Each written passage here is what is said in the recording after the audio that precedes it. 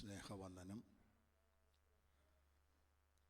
അനുഗ്രഹീതനായ ദൈവദാസൻ കുടുംബം, ഈ സഭയിൽ ദൈവത്തെ ആരാധിക്കുന്ന ദൈവമക്കൾ, ഓൺലൈനിലൂടെ ശ്രദ്ധിക്കുന്ന ദൈവമക്കൾ, എല്ലാവർക്കും വേഗം വരുന്ന കർത്താവായ യേശുക്രിസ്തുവിൻ്റെ ധന്യനാമത്തിൽ എൻ്റെ വന്ദനവും സ്നേഹവും അറിയിക്കുന്നു. കർത്താവിൻ്റെ ദാസൻ ഓർപ്പിച്ചതുപോലെ എൻ്റെ പേര് TM മാത്യു എന്നാണ്. കഴിഞ്ഞ 37 വർഷമായി സഭാപരിപാലനത്തിൽ ശുശ്രൂഷയിലായിരിക്കുന്നു. തൃശ്ശൂർ ജില്ലയിൽ ഇരിങ്ങാലക്കുട ടൗണിൽ ഇന്ത്യ പെന്തക്കോസ്ത് ദൈവസഭയുടെ ശുശ്രൂഷകനായി ഇപ്പോൾ സേവനമനുഷ്ഠിക്കുന്നു. നിങ്ങളുടെ വിലയേറിയ പ്രാർത്ഥനയെ ചോദിക്കുന്നു. കർത്താവിൻ്റെ ദാസൻ ഓർപ്പിച്ചതുപോലെ കഴിഞ്ഞ 2 ആഴ്ചയായിട്ട് ദീർഘമണിക്കൂറുകൾ യാത്രയും ശുശ്രൂഷകളും എൻ്റെ ശരീരത്തിന് അല്പമല്ലാത്ത ബുദ്ധിമുട്ടുകളുണ്ട്. ദൈവമക്കൾ പ്രാർത്ഥിച്ച് ദൈവസന്നിധിയിൽ വചന പഠനത്തിനായി സമയം വേർതിരിക്കാം. വളരെ ശാന്തമായി ദൈവവചനം അല്പസമയം പഠിപ്പിക്കുവാനാണ് ദൈവകൃപയിൽ ശരണപ്പെടുന്നത്. നമുക്ക് വളരെ പ്രാർത്ഥനയോടെ ആയിരിക്കാം. Thank you.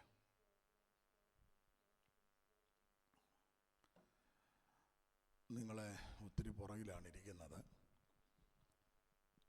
ഫ്രണ്ടിലെ കസേരകളൊക്കെ അന്ന് ഫില്ല് ചെയ്താട്ട്.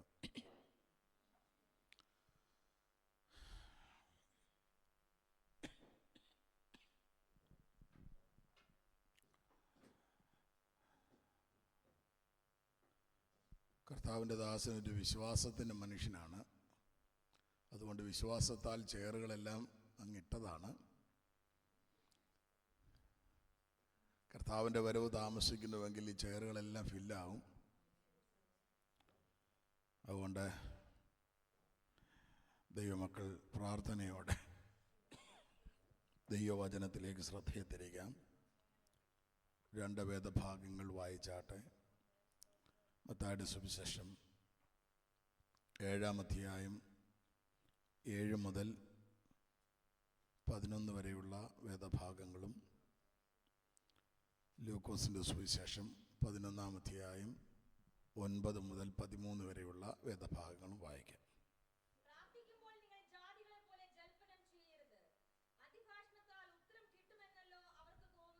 മോളെ 7-ാം അധ്യായം, മത്തായിയുടെ സുവിശേഷം 7-ാം അധ്യായം അതിൻ്റെ 7 മുതൽ. യാചിപ്പീൻ,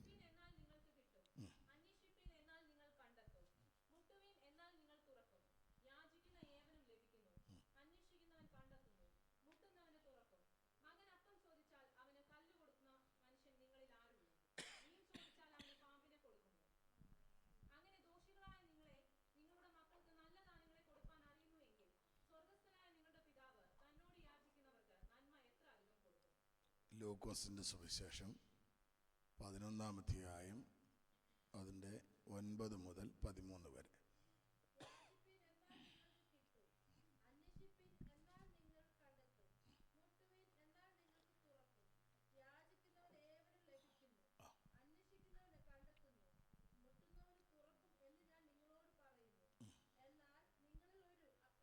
നിങ്ങളിൽ ഒരുവൻ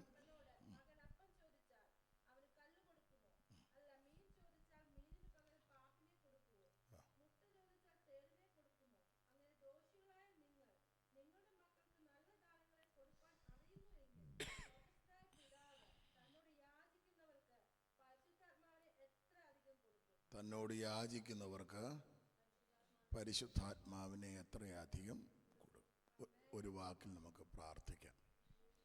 ഞങ്ങളുടെ സ്വർഗീയ പിതാവേ, ഉപവാസത്തോടും പ്രാർത്ഥനയോടും കൂടെ പരിശുദ്ധ പാദപീഠത്തിലേക്ക് കടന്നു വന്നിരിക്കുന്ന അങ്ങയുടെ മക്കളെ ബലമുള്ള കരങ്ങളിൽ ഭരമേൽപ്പിക്കുന്നു. മനുഷ്യൻ അപ്പം കൊണ്ട് മാത്രമല്ല, ദൈവത്തിൻ്റെ വായിൽ നിന്ന് വരുന്ന വചനങ്ങളാൽ ജീവിക്കുന്നുവെന്ന് എഴുതിയിരിക്കുന്നത് പോലെ ഇന്ന് പകൽക്കാലം കൂടെ വചനത്താൽ ഞങ്ങളെ പോഷിപ്പിക്കണമേ. ദൈവവചനത്തിൻ്റെ ആഴങ്ങൾ, അതിൻ്റെ മർമ്മങ്ങൾ ഞങ്ങളുടെ ഹൃദയങ്ങളിൽ പ്രകാശിക്കുവാൻ പരിശുദ്ധാത്മാവ് കൃപ ചെയ്യണമേ. മഹത്വം കർത്താവിന്, യേശുവിൻ നാമത്തിൽ തന്നെ. ശബ്ദം കുറവുണ്ടെങ്കിൽ കൂട്ടി വെച്ചോണേ. നമ്മൾ ഒന്നിച്ച് പഠിക്കുവാൻ തുടങ്ങുന്നത് പ്രാർത്ഥന എന്ന വിഷയമാണ്. പ്രാർത്ഥന എന്ന വാക്കിന് ലളിതമായ ഒരർത്ഥമുണ്ട്. ഞാൻ പറയുന്ന നോട്ട്സ് വേണമെങ്കിൽ എഴുതിയെടുക്കാം. 2 വാക്കുകളുടെ സംഘടിത നാമമാണ് പ്രാർത്ഥന എന്ന പദം. മലയാളത്തിൽ 2 പദങ്ങൾ, ഒന്ന് പ്രകർഷേണ, 2 അർത്ഥന. ഇത് രണ്ടും കൂടെ ചേരുമ്പോഴാണ് പ്രാർത്ഥന എന്ന വാക്ക് ലഭിക്കുന്നത്. പ്രകർഷേണ എന്ന് പറഞ്ഞാൽ വഴി പോലെ എന്നാണ് ആ വാക്കിൻ്റെ അർത്ഥം, വഴി പോലെ. അർത്ഥന എന്ന വാക്കിൻ്റെ അർത്ഥം യാചിക്കുക എന്നാണ്. അങ്ങനെയാണെങ്കിൽ പ്രാർത്ഥന എന്ന വാക്കിൻ്റെ ലളിത അർത്ഥം വഴി പോലെ യാചിക്കുക.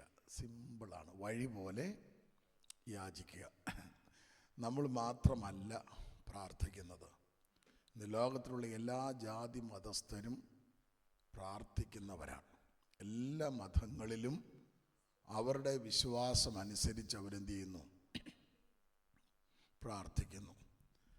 പ്രാർത്ഥന എല്ലാവർക്കും ഉണ്ടെങ്കിലും ദൈവത്തിൻ്റെ വചനപ്രകാരം, വ്യവസ്ഥ പ്രകാരം, ദൈവത്തിൻ്റെ കൽപ്പന പ്രകാരം, ദൈവ വഴിയിലൂടെയുള്ള പ്രാർത്ഥനകൾക്ക് മാത്രമേ ദൈവം മറുപടി നൽകുകയുള്ളൂ. ദൈവം മറുപടി നൽകുകയുള്ളൂ. കാരണം കർത്താവ് വളരെ വ്യക്തമായി പറഞ്ഞു, പാപികളുടെ പ്രാർത്ഥന ദൈവം കേൾക്കുന്നില്ല. ദൈവഭക്തനായിരുന്നവർ, ഇഷ്ടം ചെയ്യുന്നവരുടെ പ്രാർത്ഥനയാണ് ദൈവം കേൾക്കുന്നത്. അപ്പോൾ ദൈവത്തിൻ്റെ വചനത്തിൽ നിന്ന് വ്യവസ്ഥപ്രകാരം പ്രാർത്ഥിക്കുന്ന പ്രാർത്ഥനകൾക്കാണ് ഉത്തരം ലഭിക്കുന്നത്. അപ്പോൾ ഇവിടെ ന്യായമായൊരു ചോദ്യമുണ്ട്. അല്ലാത്ത ഇതര മതസ്ഥർ പ്രാർത്ഥിച്ചിട്ട്, അവർ വിശ്വസിക്കുന്ന ഏതെങ്കിലും ഒരു നാമത്തിൽ പ്രാർത്ഥിച്ചിട്ട് അവർക്ക് എന്ത് ചെയ്തിട്ടുണ്ട്? വിടുതൽ ലഭിച്ചിട്ടുണ്ട്. അപ്പോൾ ഒരു കാര്യം ദൈവമക്കൾ ഓർക്കുക, പ്രാർത്ഥനയ്ക്ക് ദൈവം മറുപടി നൽകുന്നത് പോലെ തന്നെ പൈശാചികമായ വ്യാപാരത്തിൻ്റെ പിന്നിലും ചില ഉത്തരങ്ങളൊക്കെ ലഭിക്കും. നമുക്ക് നമ്മുടെ കർത്താവിൻ്റെ അടുക്കൽ വന്ന് പിശാച് പറഞ്ഞ കാര്യം നമുക്കറിയാം. വീണെന്നെ ഒന്ന് ഇത് മുഴുവൻ എന്ത് ചെയ്തേക്കാം ഉണ്ടോ? അപ്പോൾ പിശാചിനെ വണങ്ങുകയും നമസ്കരിക്കുകയും ഒക്കെ ചെയ്യുന്നവർക്കും ഉത്തരം ലഭിക്കും. അപ്പം നമുക്ക് ലഭിക്കേണ്ട ഉത്തരം പിശാചിനെ വണങ്ങിയല്ല, ദൈവസന്നിധിയിൽ വ്യവസ്ഥ പ്രകാരം നിന്നുള്ള പ്രാർത്ഥനയ്ക്കാണ് ഉത്തരം ലഭിക്കേണ്ടത്. അപ്പോൾ ശ്രദ്ധിക്കുക, പ്രാർത്ഥന കർത്താവായ യേശു ക്രിസ്തു പ്രാർത്ഥിച്ചിട്ടുണ്ട്, പ്രാർത്ഥനയെക്കുറിച്ച് പഠിപ്പിച്ചിട്ടുണ്ട്. അപ്പോസ്തലന്മാർ പ്രാർത്ഥിച്ചിട്ടുണ്ട്, പ്രാർത്ഥനയെക്കുറിച്ച് പഠിപ്പിച്ചിട്ടുണ്ട്. നമുക്കറിയാം, ദൈവസഭയുടെ അടിസ്ഥാന ഉപദേശങ്ങളിൽ ഒന്നാണ് പ്രാർത്ഥന. 7 അടിസ്ഥാന ഉപദേശങ്ങൾ പറയുമ്പോൾ പത്രോസ് പറയുന്ന ആ ഉപദേശത്തിൽ ഒന്നാണ് പ്രാർത്ഥന. ആദിമസഭ അവർ കൂടി വന്നത് പ്രാർത്ഥിക്കുവാനായിരുന്നു. അപ്പോസ്തല പ്രവൃത്തിയിലുണ്ട്. അപ്പോൾ പ്രാർത്ഥന ദൈവസഭയ്ക്ക് അഭിവാജ്യ ഘടകമാണ്. ശ്രദ്ധിക്കുക, ഒഴിച്ചുകൂടാൻ വയ്യാത്ത ഒരു കാര്യമാണ്. നമ്മുടെ ശരീരത്തിൽ ജീവൻ നിലനിൽക്കുവാൻ ഓക്സിജന് എത്രത്തോളം പ്രാധാന്യമുണ്ടോ ആയതുപോലെ പ്രാധാന്യമുള്ളതാണ് ക്രിസ്ത്യ ജീവിതത്തിൽ പ്രാർത്ഥന എന്നുള്ളത്. പ്രാർത്ഥന ഒരു ദൈവ പൈതലിന് മാറ്റിവെക്കുവാൻ കഴിയുകയില്ല. ആമേൻ, സ്തോത്രം, ഒഴിഞ്ഞിരിക്കുവാൻ കഴിയുകയില്ല. എപ്പോഴും പ്രാർത്ഥിക്കണമെന്നാണ് ഈ വചനം പറയുന്നത്. ഇടവിടാതെ പ്രാർത്ഥിപ്പീൻ, എപ്പോഴും പ്രാർത്ഥിപ്പീൻ. ഞാൻ ആ ഭാഗങ്ങൾ എടുക്കുമ്പോൾ നിങ്ങൾക്ക് മനസ്സിലാകും. അപ്പോൾ എപ്പോഴും പ്രാർത്ഥിക്കുക. നമ്മൾ ഓക്സിജൻ വല്ലപ്പോഴും അല്ല എടുക്കുന്നത്. ഇവിടെ ഞാൻ പറഞ്ഞുകൊണ്ടിരിക്കുമ്പോൾ തന്നെ, നിങ്ങളിത് കേട്ടുകൊണ്ടിരിക്കുമ്പോൾ തന്നെ എന്ത് ചെയ്യുന്നുണ്ട്? ഉച്ഛ്വാസം ചെയ്യുന്നുണ്ട്. ഓക്സിജൻ അകത്തോട്ടെടുക്കുന്നു, കാർബൺ ഡൈ ഓക്സൈഡ് പുറത്തേക്ക് വിടുന്നു. അപ്പോൾ ഞാൻ ഇവിടെ മൈക്ക് കെട്ടി വിളിച്ച് പറയണ്ട ഞാനിപ്പോൾ ഓക്സിജൻ എടുത്തു കേട്ടോ, പറയണ്ട. ഈ ചിലർ പ്രാർത്ഥിക്കുന്നു പറഞ്ഞിങ്ങനെ പരമ്പര കൊട്ടി അറിയിക്കുന്നവരുണ്ട്. ഒന്നും അറിയിക്കണ്ട, ഇതിൻ്റെ ഭാഗമാണ്. ശരീരത്തിൽ ജീവൻ സ്തോത്രം ഓക്സിജൻ എടുക്കുന്നതും വിടുന്നതൊക്കെ ഇത് ജീവിതത്തിൻ്റെ ഒരു ഭാഗമായിരിക്കുന്നത് പോലെ ഒരു ദൈവ പൈതലിൻ്റെ ക്രിസ്ത്യ ജീവിതത്തിൻ്റെ നിലനിൽപ്പെന്ന് പറയുന്നത്, അവൻ്റെ വളർച്ചയെന്ന് പറയുന്നത് പ്രാർത്ഥനാ ജീവിതമാണ്. അതില്ല എങ്കിൽ മരണപ്പെടുവാനിടയായി തീരും. മടങ്ങി വരട്ടെ, നമുക്ക് സകലത്തിനും മാതൃകാ പുരുഷൻ യേശു ക്രിസ്തുവാണ്. നമ്മൾ പറയുന്ന പോലെ നമ്മുടെ റോൾ, സ്തോത്രം, നമ്മുടെ കർത്താവ് എന്ത് പറയുന്നു എന്നുള്ളതാണ് എപ്പോഴും നമ്മൾ ശ്രദ്ധിക്കേണ്ടത്. ഏതുപദേശം നമുക്കറിയാം, ഈ കാലഘട്ടങ്ങളിൽ ഓരോ ദിവസവും ഉപദേശങ്ങൾ എന്ത് ചെയ്തുകൊണ്ടിരിക്കുക, സ്തോത്രം, ന്യൂജൻ സ്വാധീനം നമ്മുടെ എല്ലാ സഭകളിലുമുണ്ട്. ഓരോ ദിവസവും പുതിയ പുതിയ ഉപദേശങ്ങൾ വന്നുകൊണ്ടിരിക്കുക. മക്കളെ, ഞാനായിരുന്നാലും ജോൺസൺ പാസ്റ്റർ ആയിരുന്നാലും ഇനിയല്ല വേറെ ഒരാളായിരുന്നാലും ഏതുപദേശം നമ്മൾ കേൾക്കുമ്പോഴും അത് അതുപോലെ നമ്മളങ്ങോട്ട് സ്വീകരിക്കാതെ അത് ഈ പുസ്തകത്തിൽ ഒന്ന് ശോധന ചെയ്യണം. ആ ഉപദേശ സമ്മതമായി യേശു എന്തെങ്കിലും പറഞ്ഞിട്ടുണ്ടോ? അപ്പോസ്തലന്മാരെന്തെങ്കിലും പറഞ്ഞിട്ടുണ്ടോ? ആദിമ സഭ അതിനെന്താണ് പിൻബലം കൊടുക്കുന്നത്? എങ്കിൽ മാത്രമേ ആ ഉപദേശം നമുക്ക് സ്വീകാര്യമാകുകയുള്ളൂ. നമുക്ക് സകലത്തിന് മാതൃക യേശു ക്രിസ്തുവാണ്. പത്രോസ് പറയുകയാണ്, അവൻ നിങ്ങൾക്ക് ഒരു മാതൃക വെച്ചേച്ച്, വചനം വായിച്ചിട്ടുണ്ടോ? അവിടെ ആ ഒരു പദത്തിന് വളരെ പ്രാധാന്യമുണ്ട്. ഒരു മാതൃക വെച്ചേച്ച് പോയിരിക്കുന്നു എന്ന് വെച്ചാൽ അതിൻ്റെ അർത്ഥം എന്താ? ഒരു മാതൃകയേ ഉള്ളൂ. സ്തോത്രം. ഒന്നേകാലില്ല. വേറെ ഒരുത്തൻ്റെയും പുറകെ നമ്മള് മാതൃക തേടി പോകണ്ട. ഒരേ ഒരു മാതൃകാ പുരുഷൻ, അത് നമ്മുടെ കർത്താവായ യേശു ക്രിസ്തുവാണ്. Price the Lord. യേശു ക്രിസ്തു സ്തോത്രം പ്രാർത്ഥിച്ചു, പ്രാർത്ഥനയെക്കുറിച്ച് പഠിപ്പിച്ചു. ഈ പകൽ 3.5 കൊല്ലം ശിഷ്യന്മാരിങ്ങനെ കൂടെ നടക്കുക. എനിക്ക് ആ തലമുറയിലൊക്കെ അവരെത്ര ഭാഗ്യമുള്ളവരാ. ലൈവായിട്ട് എന്ത് ചെയ്തുകൊണ്ടിരിക്കുക? അയ്യോ, അത്ഭുതങ്ങളും അടയാളങ്ങളും വീര്യപ്രവർത്തികളും ഒക്കെ അവർ ലൈവായി കണ്ടുകൊണ്ടിരിക്കുകയാണ്.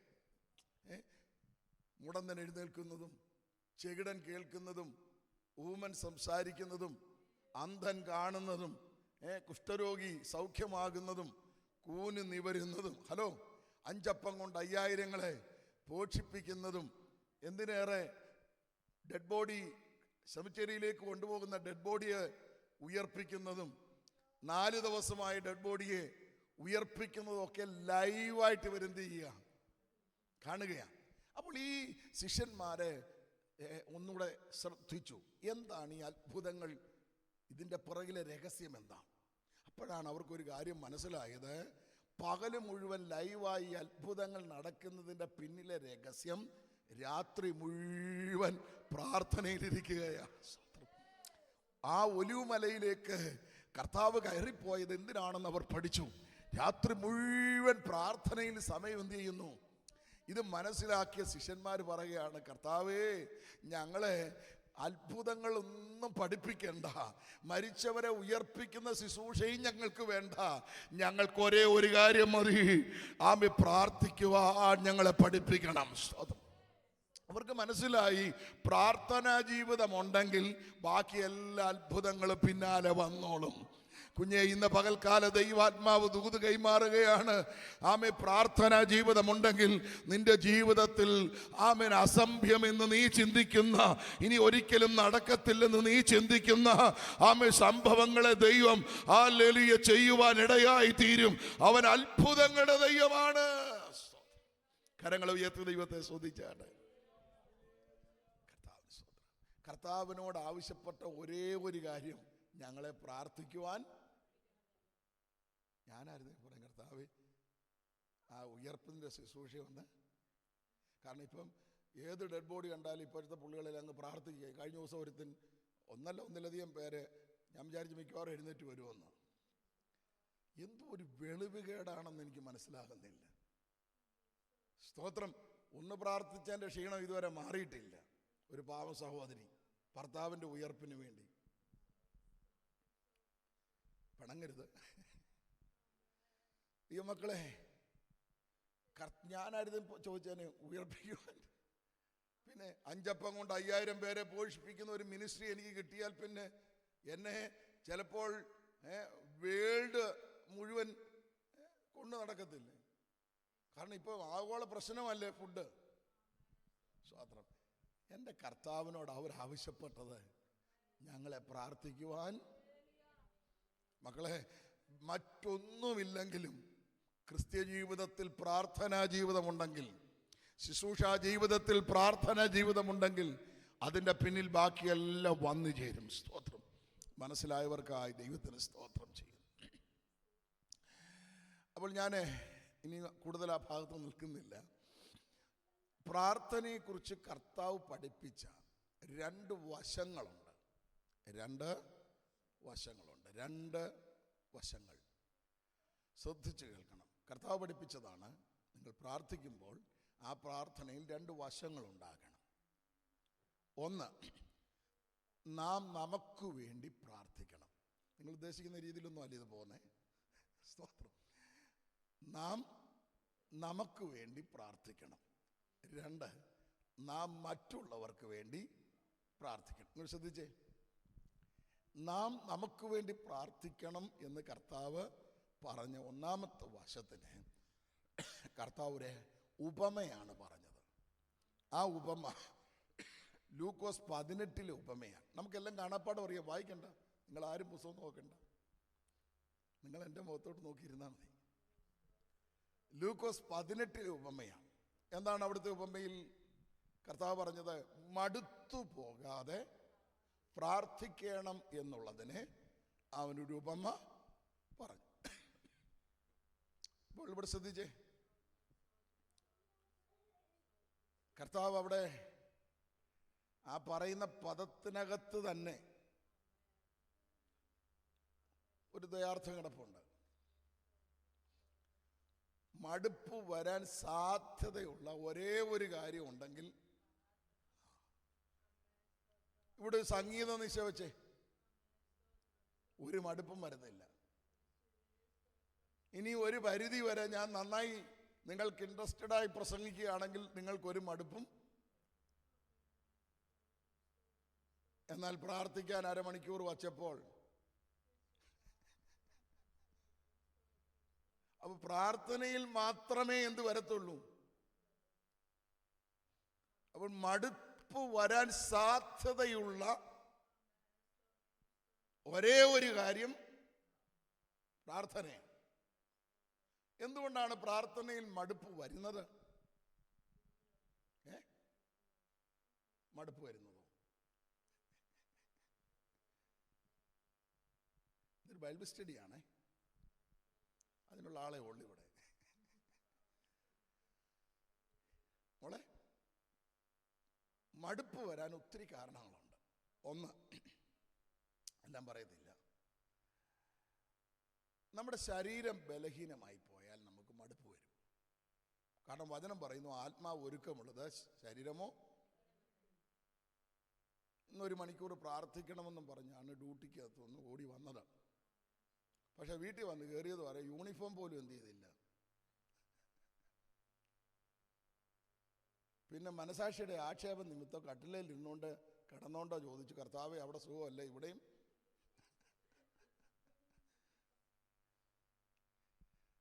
ആഗ്രഹം ഉണ്ടായിരുന്നു, അത് പരമാർത്ഥമാണ്. പക്ഷെ ശരീരം എന്ത് ചെയ്യുന്നില്ല. അത് ഇപ്പോഴത്തെ ഈ തണുപ്പ്, ഇത് തുടങ്ങിയതല്ലേ ഉള്ളൂ. സ്തോത്രം. നമ്മുടെ ശരീരം ബലഹീനമായി പോയാൽ, ഇപ്പോൾ രോഗം, നമുക്ക് ആഗ്രഹമുണ്ടെങ്കിലും മനസ്സിനൊത്ത് ആത്മാവിനൊത്ത് നമ്മുടെ ശരീരം വരണമെന്ന് ഇല്ല. ഇതൊന്നും തെറ്റൊന്നുമല്ല. ശരീര ബലഹീനമായാൽ നമുക്ക് മടുപ്പ് വരും. 2, നമ്മൾ പ്രാർത്ഥിച്ചു ഉത്തരം കിട്ടുന്നില്ല. സ്വാഭാവികമായിട്ട് എന്ത് വരും? നമ്മൾ പറഞ്ഞതുപോലെ ഈ മാജിക്കാർ കാണിക്കുന്ന പോലെ അങ്ങോട്ട് ഇട്ടു ഇങ്ങോട്ട് എടുത്തു. എന്തെളുപ്പമാണ്. പിന്നെയും നമുക്ക് പ്രാർത്ഥിക്കാനുള്ള, ഇപ്പൊ നിങ്ങൾ അരമണിക്കൂർ പ്രാർത്ഥിക്കാൻ നിങ്ങളുടെ പാസ്റ്റർ റിക്വസ്റ്റ് ഇട്ടു, പ്രാർത്ഥിച്ച് തീർന്നതുമല്ല ഉടൻ മറുപടി. അപ്പൊ പിന്നെ അടുത്ത വിഷയത്തിന് പ്രാർത്ഥിക്കാൻ, അപ്പൊ എനിക്ക് പ്രസംഗിക്കാൻ ഇന്ന് സമയം, കാരണം എന്തിനേ സമയം കാണത്തുള്ളൂ? പ്രാർത്ഥിക്കുന്ന വിഷയത്തിന് എന്താ? 25 കൊല്ലം പ്രാർത്ഥിച്ചിട്ടും കിട്ടിയിട്ടില്ലല്ലോ. അപ്പോൾ മറുപടി വൈകിയാൽ നമുക്ക് എന്തു വരും? 100% മടുപ്പ് വരും. നമ്മൾ പ്രതീക്ഷിക്കുന്ന ഒരു ടൈമുണ്ട്. ആ പ്രതീക്ഷിക്കുന്ന സമയത്ത് മറുപടി കിട്ടിയില്ലെങ്കിൽ ഉള്ള വിശ്വാസം കൂടെ ഇതൊക്കെ പച്ച ഞാനങ്ങ് പറയുക. പിന്നെ നമ്മളിങ്ങനെ ശ്വാസിയാന്നും പറഞ്ഞിങ്ങനെ നടക്കുന്നതേ ഉള്ളൂ. എന്തില്ല? വീയില്ല. എന്തുണ്ട്?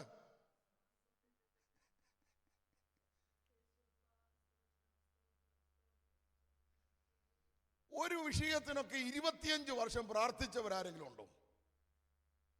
കാണാം. എനിക്കത്ര സഹിഷ്ണുതയില്ല. ഒരു 2.5 കൊല്ലമൊക്കെ പിടിച്ചു നോക്കി. അടുത്ത വിഷയം എന്ത് ചെയ്യും? അത് ദൈവഹിതം അല്ലെന്ന, നമുക്ക് രക്ഷപ്പെടാനുള്ളൊരു ഓപ്ഷനാണത്. അത് ദൈവഹിതമല്ലെന്ന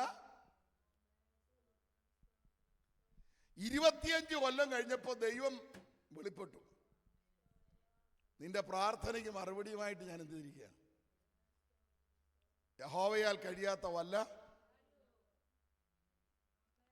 നിന്റെ സമയത്തല്ല ദൈവത്തിന്റെ സമയം പ്രവർത്തിക്കുന്നത്.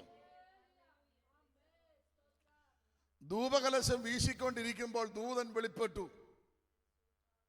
പറഞ്ഞ പദം നിങ്ങൾ അടിവരയിട്ട് ചിന്തിച്ചോണം. നിന്റെ പ്രാർത്ഥനയ്ക്ക് ഉത്തരവുമായി ഞാൻ വന്നിരിക്കുന്നു.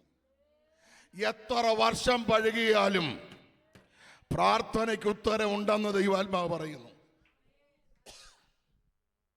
പ്രാർത്ഥനയ്ക്ക് ഉത്തരമായി. പ്രിയരെ, നമ്മൾ മറന്നുപോയാലും ദൈവം മറക്കത്തില്ല. പ്രാർത്ഥന അനശ്വരമാണ്. പ്രാർത്ഥിക്കുന്നവർ മരിച്ചാലും പ്രാർത്ഥന മരിക്കുന്നില്ല. ആമേ, സ്തോത്രം. ഇന്ന് ഇവിടെ ഇരിക്കുന്ന നമ്മൾ പ്രാർത്ഥിച്ച പല വിഷയങ്ങൾക്കും ഒരുപക്ഷെ നമ്മൾ അതിൻ്റെ ഭാഗവാക്കാകണമെന്നില്ല. കർത്താവിൻ്റെ വരവ് താമസിക്കുന്നുവെങ്കിൽ അടുത്ത ഒരു ജനറേഷൻ ഉണ്ടെങ്കിൽ ആമേൻ, ദൈവം ആ തലമുറയിൽ നിവർത്തിക്കാതെ പോകത്തില്ല. സ്തോത്രം. പ്രാർത്ഥന മരിക്കുന്നില്ല. അതുകൊണ്ട് ഇന്ന് രാവിലെ ദൈവാത്മാ പറയുന്നത്, മടുത്തു പോകാതെ എന്ത് ചെയ്യണം? നിങ്ങൾ നിങ്ങളുടെ വിഷയത്തിന് വേണ്ടി മടുത്തു പോകാതെ പ്രാർത്ഥിക്കും. ഇവിടെ ശ്രദ്ധിക്കട്ടെ, ഇവിടുത്തെ 3 കഥാപാത്രങ്ങളുണ്ട്. 1 ജഡ്ജ്, 2 പ്രതിയോഗി, 3 ഒരു വിധവയുടെ പ്രതിയോഗി. എത്ര പേരുണ്ട്? ഓക്കെ, ഒന്ന് പറഞ്ഞാട്ടെ. ഓക്കെ, ഇത്രയും കഥാപാത്രങ്ങളാണ് ഇവിടെ. ഉപമയാണ്. അപ്പോൾ ഈ ന്യായാധിപന്റെ അടുക്കൽ ചെന്ന് വിധവ ആവശ്യപ്പെടുന്ന ഒരൊറ്റ കാര്യമേ ഉള്ളൂ. എൻ്റെ ശത്രുവിൻ്റെ കയ്യിൽ നിന്ന് എന്നെ പ്രതിക്രിയ നടത്തി എന്ത് ചെയ്യണം? ഞങ്ങളെ രക്ഷിക്കണമെന്നല്ല. പ്രാർത്ഥനയുടെ ഒന്നാമത്തെ വശം എന്നെ രക്ഷിക്കണം. ഇത് ഞാൻ പറഞ്ഞതല്ല, കർത്താവ് പഠിപ്പിച്ചതാ. അപ്പോൾ ഇവിടെ 5 കാര്യങ്ങൾ നിങ്ങളുടെ മനസ്സിലേക്ക് കൊണ്ടുവരാം. സ്തോത്രം. നിങ്ങളെ കേൾക്കാൻ താല്പര്യമുണ്ടോ? ഈ വിധവയുടെ ജീവിതത്തിലെ 5 പരാജയങ്ങൾ നമ്മുടെ ജീവിതത്തിലെ 5 വിജയങ്ങളായി മാറുകയാണ്. 5 നെഗറ്റീവ് വശങ്ങൾ നമുക്ക് പോസിറ്റീവായി മാറുകയാണ്. 1, അവൾ ചെന്ന് കണ്ടത് അനീതിയുള്ള ന്യായാധിപനെയാണ്. അങ്ങനെയല്ലേ എഴുതിയിരിക്കുന്നത്? ദൈവത്തെ ഭയവുമില്ല, മനുഷ്യനെ. അനീതിയുള്ള ന്യായാധിപനെയാണ് അവൾ ചെന്ന്. അത് അവൾക്കൊരു പരാജയമല്ലേ? ആണോ? അതെങ്ങനെ നമുക്ക് വിജയമായത്? മക്കളെ, നമ്മൾ കണ്ടുമുട്ടിയത് നീതിമാനായ ദൈവത്തെയാണ്. അവൻ അനീതിയുള്ള ദൈവമല്ല. ഈ പുസ്തകം പറയുന്നു, അവന്റെ പക്കൽ മുഖപക്ഷമില്ല. അവൻ അനീതിയുള്ള ദൈവമല്ല, അവൻ നീതിമാനായ ദൈവമാണ്. Price the Lord. ശ്രദ്ധിച്ച് കേൾക്കണേ ദൈവമക്കളെ. Price the Lord. Thank you Jesus, thank you Jesus. അപ്പോൾ നമ്മുടെ ദൈവം ആരാ? അപ്പൊ വിധവ ചെന്ന് കണ്ടുമുട്ടിയത് ആരെയാ? നമ്മൾ കണ്ടുമുട്ടിയത് ആരെയാ? അപ്പൊ നമുക്കത് അനുഗ്രഹമാണോ? എൻ്റെ ദൈവം മുഖപക്ഷം നോക്കി പാവപ്പെട്ടവന്റെ, ദരിദ്രന്റെ നീതി മറിച്ചു കളയുന്നവനല്ല. അതുകൊണ്ടാണ് ഇയ്യോബിന്റെ പുസ്തകത്തിലും യെശയ്യാവിലും എഴുതിയിരിക്കുന്നത്. ഇയ്യോബ് പറയുകയാണ്, എൻ്റെ സാക്ഷി ഉയരത്തിലും എൻ്റെ ജാമ്യക്കാരൻ സ്വർഗത്തിലുമുണ്ട്. ആമേൻ. യെശയ്യാവ് പറയുകയാണ്, ആമേൻ, പ്രഭാതത്തിലെ മഞ്ഞ് പോലെ. നിങ്ങൾ കണ്ടിട്ടുണ്ടോ പ്രഭാതത്തിൽ പുല്ലിന്റെ മുകളിൽ മഞ്ഞിരിക്കുന്നത്? കണ്ടിട്ടുണ്ടോ? സ്തോത്രം. എന്താ? അതത്രയും വെണ്മയുള്ളതാണെങ്കിൽ ഇന്ന് പകൽക്കാലം ഞാൻ പറയാം, നിന്റെ നീതി അറിയപ്പെട്ടു എന്ന് ആമേൻ നിനക്ക് തോന്നിയേക്കാമില്ല. ആമേൻ. ദൈവത്തിന്റെ ആത്മാവ് ഇന്ന് രാവിലെ ദൂത് പറയുകയാണ്, നിന്റെ നീതി വെളിപ്പെട്ടു വരാതിരിക്കത്തില്ല. കാരണം ദൈവം നീതിമാനായ ദൈവമാണ്. അപ്പോൾ ലൂക്കോസ് 18 നിന്നുകൊണ്ടാണ് നമ്മൾ പഠിക്കുന്നത്. കർത്താവ് പ്രാർത്ഥനയെക്കുറിച്ച് പഠിപ്പിച്ച 2 വശങ്ങളാണ് ഞാൻ പറയുന്നത്. ഒന്ന്, നാം നമുക്ക് വേണ്ടി എന്ത് ചെയ്യണം? പ്രാർത്ഥിക്കണം. വിധവ ന്യായാധിപന്റെ അടുക്കൽ ചെന്ന് ആവശ്യപ്പെടുന്നത് ഞങ്ങളെ രക്ഷിക്കണമെന്നല്ല, എന്നെ രക്ഷിക്കണം. പ്രാർത്ഥനയുടെ ഒന്നാമത്തെ വശമാണ്. അപ്പോൾ ആ വിധവയുടെ 5 പരാജയങ്ങൾ നമ്മുടെ ജീവിതത്തിലെ 5 വിജയങ്ങളായത് എങ്ങനെയാണെന്ന് പറഞ്ഞാണ് ഞാൻ മുൻപോട്ട് പോകുന്നത്. ഒന്ന്, അവൾ ചെന്ന് കണ്ടത് അനീതിയുള്ള ന്യായാധിപനെയാണ്. നമ്മൾ കണ്ടുമുട്ടിയത് നീതിയുള്ള ന്യായാധിപനെയാണ്. നമ്പർ 2, കോടതി കണ്ടിട്ടുള്ളവരാണല്ലോ നിങ്ങൾ. കോടതി ജഡ്ജി എവിടെ ഇരിക്കുന്നോ അതെന്താ? കോടതിയാണ്. ന്യായാധിപൻ എവിടെ ഇരിക്കുന്നോ അത് കോടതിയാണ്. ഓക്കെ.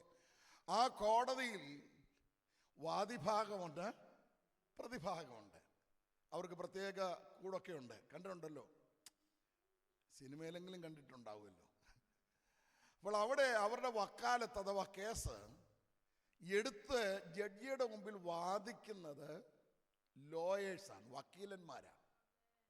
ഇവൾക്കൊരു വക്കീലുണ്ടോ? ഇവൾ ന്യായാധിപന്റെ അടുക്ക നേരിട്ട് ചെന്നിട്ട് പറയുകയാണ്, എന്നെ നടക്കുമോ കേസ്? അപ്പോൾ അവൾക്കതൊരു പരാജയമാണ്. കാരണം അവിടെ കേസ് എടുത്തൊന്ന് പറയാൻ അവൾക്കൊരു വക്കീൽ, ലോയർ ഇല്ല. എൻ്റെ പ്രാർത്ഥനാമുറിയിൽ ദൈവം എനിക്കന്ന് വെളിപ്പാടായി പറയുന്നത് കേട്ടോ. ഇതൊന്നും ഡിക്ഷണറിയിലില്ല, മുട്ടുമേലിരുന്ന് കിട്ടുന്നതാ.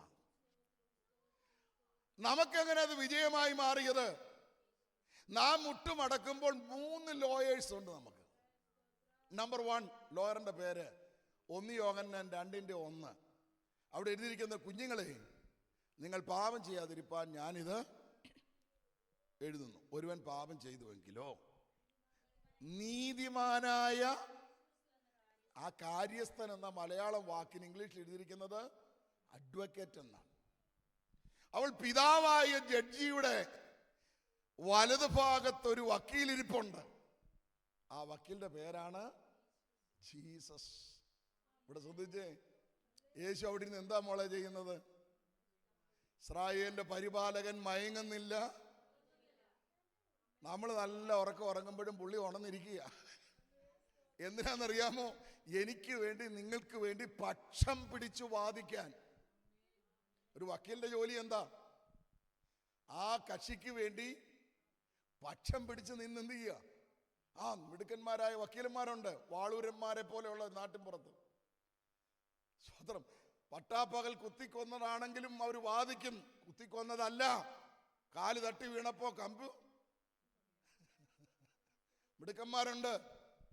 സഹോദരേ, എന്റെ വക്കീൽ എനിക്ക് വേണ്ടി നിന്ന് വാദിക്കുക. എന്താ വാദിക്കുന്നത്? അത് പറയാം മക്കളെ. നമ്മൾ പലപ്പോഴും അഹങ്കാരം കയറുമ്പോൾ, നിഗളം കയറുമ്പോൾ നമുക്ക് സ്വയം തോന്നിപ്പോകും നമ്മൾ ഏതാണ്ടൊക്കെ 10 കാശ് കയ്യിലോട്ട് വരുമ്പോൾ, നല്ല വണ്ടിയെ കയറുമ്പോൾ, പിണങ്ങരുത്, നല്ല വീട്ടിൽ കിടക്കുമ്പോൾ, നല്ല വസ്ത്രം ധരിക്കുമ്പോൾ, നല്ല ഭക്ഷണം കഴിക്കുമ്പോൾ, നമ്മളെ ദൈവം അനുഗ്രഹിക്കുമ്പോൾ സ്വാഭാവികമായി നമുക്കൊരു തോന്നലുണ്ടാകും നമ്മളെന്തോ സംതിങ്. പത്രോസിന് എങ്ങനെ തോന്നി? പത്രോസ് പറഞ്ഞു, ആരെല്ലാം തള്ളിപ്പറഞ്ഞാലും. അങ്ങനെ പറയുന്നവൻ ആദ്യം തള്ളിപ്പറയും. സൂക്ഷിച്ചോണം. കർത്താവ് പറയടാ മോനെ, നിനക്ക് തെറ്റുപറ്റി, ഞാനൊന്ന് തിരുത്താം. ഗോതമ്പ് പാറ്റുന്നത് പോലെ നിന്നെ പാറ്റാൻ പലവട്ടം എന്ത് ചെയ്തു? നിന്റെ വിശ്വാസം പോയി പോകാതിരിക്കേണ്ടതിന് ഞാൻ നിനക്ക് വേണ്ടി പക്ഷം പിടിച്ചു വാദിച്ചു. സഹോദരങ്ങളെ, ഇന്ന് പകൽ നിങ്ങൾ ഇത് തിരിച്ചറിയണം. നമ്മൾ ഇന്ന് വരെ വിശ്വാസത്തിന് വേണ്ടി നിന്നെങ്കിൽ അത് നമ്മുടെ വിശ്വാസത്തിന്റെ വലിപ്പം കൊണ്ടല്ല, നമ്മുടെ വിശുദ്ധിയുടെ ആഴം കൊണ്ടല്ല. ആമേൻ. കർത്താവ് നമുക്ക് വേണ്ടി പക്ഷം പിടിച്ച് ആമേൻ വാദിച്ചത് കൊണ്ടാണെന്ന് മറക്കരുത്. ഹല്ലേലൂയ. കർത്താവ് നമുക്ക് വേണ്ടി എന്ത് ചെയ്യുന്നു? വാദിക്കുക. പിതാവിന്റെ വലത് ഭാഗത്തിരുന്ന് നമുക്ക് വേണ്ടി ഒരു അഡ്വക്കേറ്റ് എന്ത് ചെയ്യുന്നു? വാദിക്കുന്നു. വീണു പോകാതിരിക്കുന്നത് ദൈവത്തിന്റെ. യാക്കോബിന്റെ സന്തതികളെ, നിങ്ങൾ മുടിഞ്ഞു പോകാതിരിക്കുന്നത് യഹോവയുടെ ദയയത്രേ. സഹോദരങ്ങളെ, നമ്മൾ തകർന്നു പോകാഞ്ഞ ദൈവത്തിന്റെ കൃപയാ, നമ്മുടെ കഴിവല്ല. ഒരുവൻ നമുക്ക് വേണ്ടി എന്ത് ചെയ്യുന്നു? സമയം പോന്നല്ലോ. രണ്ടാമത്തെ വക്കീൽ ആരാന്നറിയാമോ? റോമാലേഖനം 8-ാം അധ്യായം 38 മുതലാന്ന് തോന്നുന്നു.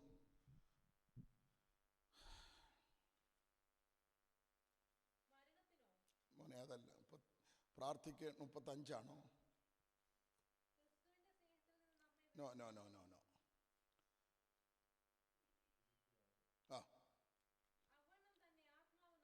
റൈറ്റ്.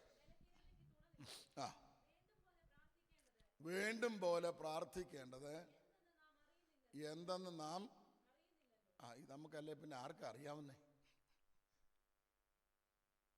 നമുക്കൊരു തോന്നലുണ്ട് നമ്മൾ സഭയിലെ വലിയ പ്രാർത്ഥനാകാരിയാണ്. വലിയ പ്രാർത്ഥനാക്കാരൻ്റെ പ്രാർത്ഥന ഒന്ന് ഫോണിൽ റെക്കോർഡ് ചെയ്യണം. അപ്പം പ്രത്യേകിച്ച് വേറെ ഒന്നും നമ്മുടെ ഇരിക്കുന്ന ഫോൺ മതി. റെക്കോർഡ് ചെയ്തിട്ട് ഒന്ന് കേൾക്കണം. ആരും ഇല്ലാത്തപ്പോൾ തന്നെ സമയം എടുത്ത് എന്ത് ചെയ്യണം? കേൾക്കണം. കേട്ടാൽ ചിരിച്ച് നമ്മുടെ ഊപ്പാട് വരും. വന്ന കർത്താവേ, നിന്ന കർത്താവേ, പോയ കർത്താവേ, ഇരുന്ന കർത്താവേ, ആമേൻ കർത്താവേ.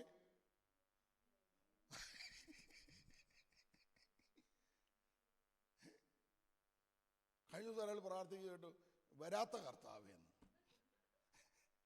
വരാത്ത ബ്രദറിനെയാണ് ഉദ്ദേശിച്ചത്, പക്ഷെ അതിനകത്ത് ആര് കയറി? മക്കളെ, നമുക്ക് പ്രാർത്ഥിക്കേണ്ടും വണ്ണം പ്രാർത്ഥിപ്പാൻ അറിയില്ല. അതൊരു സത്യമാണ്. എനിക്കറിയില്ലല്ലോ, പിന്നെ നിങ്ങൾക്കറിയാമെന്നേ. 37 കൊല്ലമായി ഞാൻ പാസ്റ്ററായിട്ട്, സഭയുടെ ഇടയനായിട്ട്. ഇപ്പോഴും മര്യാദയ്ക്ക് പ്രാർത്ഥിക്കാൻ അറിയത്തില്ല. പ്രാർത്ഥിക്കേണ്ടും വണ്ണം പ്രാർത്ഥിപ്പാൻ നമുക്ക്. അതുകൊണ്ട് തന്നെ നമുക്ക് ഒരു ലോയറെ വെച്ചു. കാരണം നമുക്ക് ഈ കേസ് വാദിക്കാൻ അറിയില്ല. ഈ പിതാവിന്റെ ജഡ്ജിയുടെ മുമ്പിലോട്ട് ഈ വിഷയം എടുത്ത് പറയാൻ നമുക്ക് അറിയില്ല. അതുകൊണ്ട് നമുക്കിവിടെ ഒരു ലോയറെ വെച്ചു. ആ ലോയറിന്റെ പേരാണ് ഹോളി സ്പിരിറ്റ്. ആത്മാവ് നമുക്ക് വേണ്ടി എന്ത് ചെയ്യുന്നു? പക്ഷം പിടിച്ചു വാദിക്കുന്നു. അപ്പൊ പ്രാർത്ഥനാ മുറിയിലോട്ട് കയറുമ്പോൾ നമ്മുടെ കൂടെ ആരുടെ വേണം?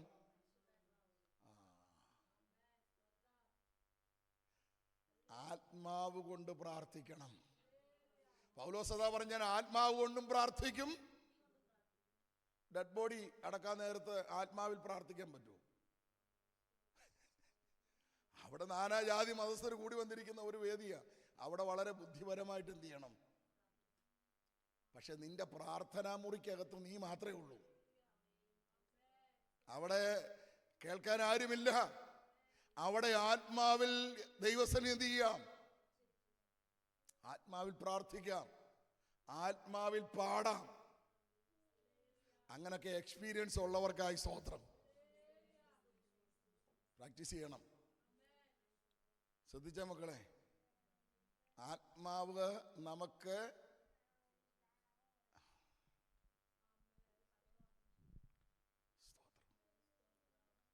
അവൻ രണ്ടാമതൊരു വക്കീലിനെ കിട്ടി. ആരുടെ പേരാ?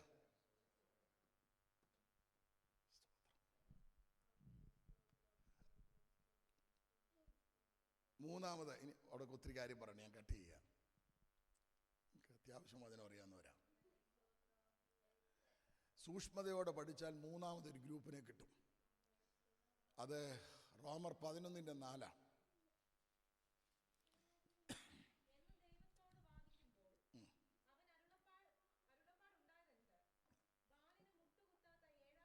മോനെ, മുകളിലത്തെ വാക്യം തൊട്ട് വായിക്കണം, സമയമില്ല, ഞാൻ തന്നെ പറഞ്ഞു വിട്ടേക്കാം. ഏലിയാവ് ദൈവത്തോട് ഇപ്പം എന്ത് ചെയ്യുക? വാദിക്കുക. അങ്ങനെ എഴുതിയിരിക്കുന്നത്. ഏലിയാവ് ദൈവത്തോട്, എല്ലാവരും കൂടെ ശ്രദ്ധിച്ചേ, നിങ്ങൾ പുസ്തകം വായിച്ചുകൊണ്ടിരിക്കരുത്. ഏലിയാവ് ദൈവത്തോട് വാദിക്കുക. എന്താ വാദിക്കുന്നത്? ഞാൻ ഒരുത്തൻ മാത്രം ശേഷിച്ചിരിക്കുന്നു. ഈ വാക്യത്തിന് വേണമെങ്കിൽ നമുക്കിങ്ങനെ പറയാം, എലീജ കോംപ്ലക്സ്. നമ്മുടെ സഭയ്ക്കകത്തും അങ്ങനെയുള്ളവരുണ്ട്. ഞാൻ ഒരുത്തി മാത്രം, ഞാൻ ഒരുത്തൻ, പായിടാൻ ഞാൻ ഒരുത്തി, എല്ലാം വെച്ച് കെട്ടാൻ ഞാൻ ഒരുത്തൻ. അപ്പൊ ഏലിയാവിനും അങ്ങനെ ഒരു തോന്നൽ വന്നു, ഞാൻ ഒരുത്തൻ മാത്രം. ഇതങ്ങ് വാദിക്കുക. പുള്ളി പറയാം, ഞാൻ ഒരുത്തനേ ഉള്ളൂ UK വേണ്ടി ഇരുന്ന്, ഈ സഭയ്ക്ക് വേണ്ടി ഇടിവിൽ നിൽക്കാൻ ഞാൻ ഒരുത്തി മാത്രമേ. നിനക്കൊരു ചെറിയ തിരുത്തൽ ഞാൻ പറയാം. നീ മാത്രമല്ല, ബാലിന് മുട്ടുമടക്കാത്ത, ബാലിനെ ചുംബിക്കാത്ത 7000 ഭക്തന്മാരെ ഞാൻ എനിക്കായി മാറ്റി നിർത്തിയിട്ടുണ്ട്. സഹോദരങ്ങളെ, ഇന്ന് പകൽക്കാലം തിരിച്ചറിയണം, ഞാനും നിങ്ങളും നിലനിൽക്കുന്നതിന്റെ പിന്നിലെ രഹസ്യം, നമ്മൾ അറിയാതെ നമുക്ക് വേണ്ടി കരയുന്ന ഒത്തിരി ഭക്തന്മാരുണ്ട്, ഒത്തിരി ദൈവമക്കളുണ്ട്. കഴിഞ്ഞ 37 വർഷമായി ഞാൻ പ്രഭാഷകനാണ്. ഞാൻ ചെല്ലുന്ന എല്ലാ സഭകളിലും ഞാൻ പറയും, ദയവായി എനിക്ക് വേണ്ടി നിങ്ങൾ എന്ത് ചെയ്യണം. അത് പുസ്തകാടിസ്ഥാനത്തിലാണ് ഞാൻ പറയുന്നത്. അപ്പോസ്തലനായ പൗലോസ് പോലും പറഞ്ഞു, സഹോദരന്മാരെ, ഞങ്ങൾക്ക് വേണ്ടി. ഒരു സഭയിൽ 100 പേരുണ്ടെങ്കിൽ 100 പേരും പ്രാർത്ഥിക്കുന്നവരല്ല. എല്ലാ സഭകളിലും ദൈവദാസന്മാരെ, ദൈവമക്കളെ ഓർത്ത് പ്രാർത്ഥിക്കുന്ന ഒരു ഗ്രൂപ്പ് ദൈവം ഒരുക്കി വെച്ചിട്ടുണ്ട്. ഒരു വിരലിൽ എണ്ണാവുന്നവരേ ഉള്ളൂ. എൻ്റെ ചർച്ചിലുമുണ്ട്. അതെങ്ങനെ എനിക്ക് മനസ്സിലായെന്ന് ചോദിച്ചാൽ, വീട് വിസിറ്റിന് ഞാൻ ചെല്ലുമ്പോൾ പ്രാർത്ഥിക്കുന്ന ചില സഹോദരന്മാർ, പിതാക്കന്മാർ, അമ്മമാർ, അപ്പന്മാർ എന്നോട് ചോദിക്കും, പാസ്റ്ററെ, ഇന്ന പാസ്റ്റർ വിഷയത്തിന് വിടുതലായോ? ഞാൻ ഞെട്ടിപ്പോയിട്ടുണ്ട്. കാരണം ആ പറഞ്ഞ വിഷയവും പാസ്റ്ററെ ഞാൻ മറന്നു. വിളിച്ചു വരുത്തിയത് ഞാനാ. പക്ഷെ അന്ന് ആ ദൈവദാസൻ പബ്ലിക്കിൽ പറഞ്ഞത് അന്ന് മുതൽ ഓർത്തു വെച്ച് പ്രാർത്ഥിക്കുന്നുണ്ടെന്നുള്ളതിൻ്റെ ഏറ്റവും വലിയ അടയാളമാണത്.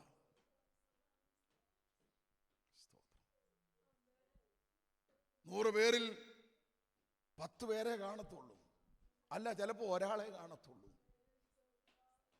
വർഷങ്ങൾ പിന്നിട്ടാലും അതിനുത്തരം ലഭിക്കുന്നു എന്ന് അറിയുന്നത് വരെ അവരെന്ത് ചെയ്യും? ഇവിടെ ഞാൻ ഇന്നൊരു കാര്യം കൂടെ പറയാം. ഒരു നല്ല ബാങ്ക് ബാലൻസ് ചർച്ചിനുള്ളത് നല്ലതാണ്. ഒരു നല്ല ചർച്ച് ഹാള് ചർച്ചിനുള്ളത് നല്ലതാണ്. നല്ല സൗണ്ട് സിസ്റ്റവും നല്ല സംവിധാനങ്ങളും നല്ലതാണ്. ഒരു ജനറൽ ബോഡി, ഒരു ജനറൽ കമ്മിറ്റി ഉള്ളത് നല്ലതാണ്. പക്ഷെ അതൊന്നുമല്ല സഭയുടെ നിലനിൽപ്പ്. സഭയുടെ നിലനിൽപ്പ്, സഭയ്ക്ക് വേണ്ടി ഇടിവിൽ നിന്ന് കരയുന്ന ഭക്തന്മാർ, ഭക്തമതികൾ, ദൈവസഭയ്ക്ക് പ്രാർത്ഥിക്കുന്നവരുണ്ടാകണം. അതാണ് നിലനിൽപ്പ്. ബാക്കിയെല്ലാം നല്ലതാണെങ്കിലും നിലനിൽപ്പും സഭയുടെ വളർച്ച അതല്ല. മനസ്സിലായവർക്കായി ദൈവത്തിന് സ്തോത്രം ചെയ്യുക. ഇന്നും കേരളത്തിലെ ദൈവമക്കൾ ഓർത്തോണം നിലനിൽക്കുന്നതിന്റെ പിന്നിലെ രഹസ്യം, എല്ലാ സഭകളിലും വെള്ളിയാഴ്ച പ്രാർത്ഥനകളിൽ സ്ഥിരം വന്നിരുന്ന് കരയുന്ന കുറെ അമ്മച്ചിമാർ അപ്പച്ചന്മാർ ഇപ്പോഴും ഉണ്ട്. അവരുടെ കൂടെ കണ്ണടഞ്ഞാൽ പിന്നെ പാസ്റ്റർക്ക് വെള്ളിയാഴ്ച പ്രാർത്ഥന എന്നും പറഞ്ഞൊരു പ്രോഗ്രാം.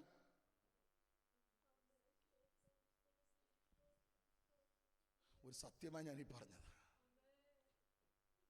പോട്ടെ, നിങ്ങൾക്ക് വേണ്ടി കരയുന്ന ഒരു ദൈവസഭയുണ്ട്. മക്കളെ, നിങ്ങളാരും UK ജനിച്ചവരല്ല, ആണോ? നിങ്ങൾ ഇവിടം വരെ എത്തിയതിൻ്റെ പിന്നിൽ നിങ്ങൾക്ക് വേണ്ടി കരഞ്ഞ ഒരു ലോക്കൽ സഭയുണ്ട്, ഒരു ലോക്കൽ പാസ്റ്റർ അവിടെ ഉണ്ട്. ആട്ടെ, നിങ്ങൾ ഈ രാജ്യത്ത് വന്ന് നന്മ അനുഭവിച്ചപ്പോൾ ആ ദൈവസഭയും ദൈവദാസനെയും നിങ്ങൾ ഓർത്തോ?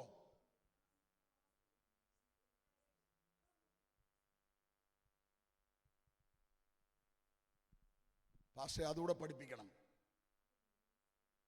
കാരണം അവർ വയറൊട്ടി, കവളൊട്ടി, കണ്ണൊട്ടി, ആമി കുടലുണങ്ങി, ആമി ദൈവസഭയ്ക്കകത്തിരുന്ന് ഉപവസിക്കുകയും പ്രാർത്ഥിക്കുകയും ചെയ്തതിന്റെ നന്മയോ ഈ രാജ്യത്ത് വന്ന് നിങ്ങൾ അനുഭവിക്കുന്നത്.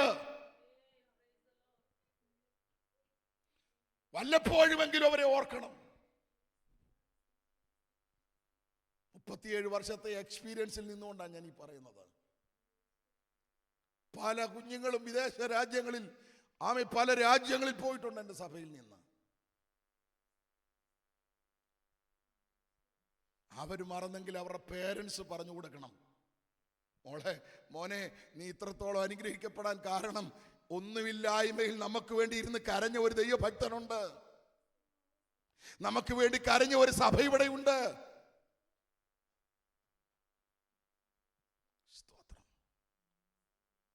നിങ്ങൾക്കിത് ഇഷ്ടപ്പെടുമോ ഇല്ലയോ എന്ന് എനിക്കറിയത്തില്ല. ഇഷ്ടപ്പെട്ടാലും ഇല്ലെങ്കിൽ ഇതാണ് സത്യം. നിങ്ങൾ അനുഗ്രഹിക്കപ്പെട്ടതിൻ്റെ പിന്നിൽ നിങ്ങൾക്ക് വേണ്ടി കരയുന്ന, നിങ്ങൾക്ക് വേണ്ടി ഉപവസിക്കുന്ന, നിങ്ങൾക്ക് വേണ്ടി ഇന്നും മുടങ്ങാതെ പ്രാർത്ഥിക്കുന്ന ഒരുപറ്റം ദൈവമക്കൾ എവിടെയൊക്കെ ഉണ്ട്.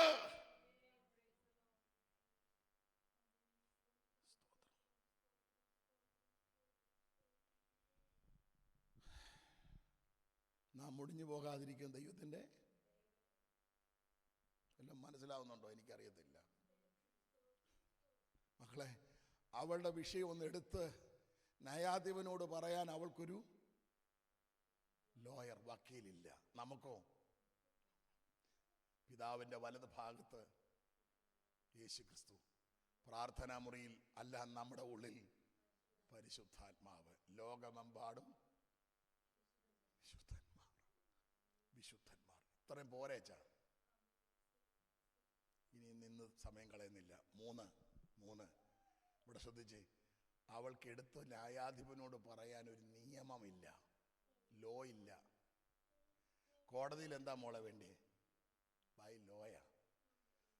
കോടതി ചെന്നിട്ട് ന്യായാധിപനോട് പറയാം, എന്നെ രക്ഷിക്കണം, എന്നെ നടക്കുമോ? നിങ്ങളുടെ പലരുടെയും പ്രാർത്ഥന കേട്ടിട്ട് എനിക്ക് അങ്ങനെ തോന്നുന്ന may may may may may രക്ഷിക്കണമേ, തരണമേ. നമ്മളെ ആടിനോടാണ് ഉപമിച്ചിരിക്കുന്നത്. ആടെപ്പോഴും മേ മാത്രം പോരാ മോളെ. അവൾക്കെടുത്ത് പറയാൻ ഒരു നിയമമില്ല. നമുക്കോ 10,000 പ്രോമിസ് അതിനകത്ത് കിടക്കുന്നത്, വാഗ്ദത്തങ്ങൾ അതിനകത്ത് കിടക്കുന്ന. പാസ്റ്ററെ, എടുത്തു വെച്ച് പ്രാർത്ഥിക്കണം. നിങ്ങൾക്ക് മനസ്സിലാൻ വേണ്ടി ഞാൻ പറയാം. വിശ്വാസ ജീവിതത്തിൽ ഒറ്റയ്ക്ക് വന്നവരാരെങ്കിലും ഉണ്ട്? കൈ ഉയർത്ത്. വിശ്വാസ ജീവിതത്തിൽ ഒറ്റ ആൻറ്റിയുണ്ട്, 2 പേരുണ്ട്. പ്രാർത്ഥിക്കുമ്പോൾ ഇന്ന് മുതൽ വചനം എടുത്തു വെക്കണം. കർത്താവായ യേശു ക്രിസ്തുവിൽ, അതാ തെറ്റിയത്. നീ വിശ്വസിക്കുക. ബൈബിൾ അതുപോലെ പറയണം. അവിടുത്തെ ഇമ്പോർട്ടൻ്റ് വേടാത്. നീ വിശ്വസിക്കുക, എന്നാൽ നീയും 10 പ്രാവശ്യം വചനം വെച്ചൊന്ന് പ്രാർത്ഥിച്ച് 11ാമത്തെ പ്രാവശ്യം തമ്പുരാൻ ആത്മാക്കളെ നിന്റെ വീട്ടിൽ കൊണ്ടുവരും. സ്തോത്രം. നീ അറിഞ്ഞ സത്യമാണ് സത്യമെന്ന് അവർ പറയും. അതാ വചനം. വചനത്തിന് പവറുണ്ട്. സാമ്പത്തികമായി നിങ്ങൾ തകർന്നിരിക്കുകയാണോ? വചനം വെക്കണം. എൻ്റെ ദൈവമോ നിങ്ങളുടെ ബുദ്ധിമുട്ടൊക്കെയും വചനം വിട്ടുകളയാതെ പൂർണ്ണമായി തീർത്തു തരും. എബ്രായൻ പറയുന്നു, തന്നോട് അടുക്കുന്നവരെ പൂർണ്ണമായി രക്ഷിപ്പാൻ അവൻ പ്രാപ്തനാകുന്നു. കയറിക്കിടക്കാൻ വീടില്ലേ? UK നിങ്ങൾക്കൊരു വീട് വേണോ? പുസ്തകത്തിലുണ്ട്. പണ്ടൊരു പാസ്റ്റർ പോക്കറ്റിൽ നിന്ന് ഇട്ടെന്ന് പറഞ്ഞ, പോക്കറ്റിൽ നിന്ന് ഇട്ട് തരികയല്ല, അതിനകത്തിലുണ്ട്. ഭൂമി അതിൻ്റെ പൂർണ്ണതയും. ഇങ്ങനെ 10 വാക്യം ബൈബിളിൽ എടുക്കണം. തന്നെ സ്നേഹിക്കുന്നവർക്ക് വസ്തുവകകൾ വായിച്ചിട്ടില്ല. അതിന് നിയമം പഠിക്കാതെ എങ്ങനാ നീ വക്കീല്? അതിന് പുസ്തകം വായിക്കണം. എല്ലാ വർഷവും സഭ ഇറക്കുന്ന കലണ്ടറിനകത്ത് നിയമമുണ്ട് പാസ്റ്ററെ. എന്നും രാവിലെ വാ നേരത്ത് ആ കലണ്ടറിനകത്ത് ആ കൊച്ചു വാക്യം, അതുകൊണ്ട് ഈ പണി നടക്കുകയില്ല. സന്തോഷിപ്പിച്ച വാക്യം കൊണ്ട് നടക്കുന്ന കാര്യമല്ല ഈ പറയുന്നത്. പുസ്തകം വായിക്കണം. പുസ്തകം വായിക്കുമ്പോൾ നിനക്കുള്ള പ്രോമിസ് ദൈവം തരും, നിനക്കുള്ള വാഗ്ദത്തം ദൈവം തരും. ആത്മാക്കളെ വേണോ? ബൈബിൾ വാക്യമുണ്ട്, എന്നോട് ചോദിച്ചു കൊള്ളുക, ഞാൻ ജാതികളെ. റോമർ 10, സഹോദരന്മാരെ, അവർ രക്ഷിക്കപ്പെടണമെന്നത്ര എൻ്റെ ഹൃദയവാഞ്ചയും എൻ്റെ പ്രാർത്ഥനയും, ദൈവത്തോളല്ല എൻ്റെ അപേക്ഷയും. ഇങ്ങനെ 4 വാക്യം വെച്ച് പ്രാർത്ഥിര്, ദൈവം ആത്മാക്കളെ തരും.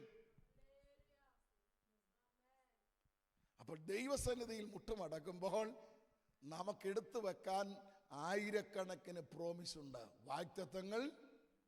അവൾക്ക് എന്തില്ല? നമ്പർ 4,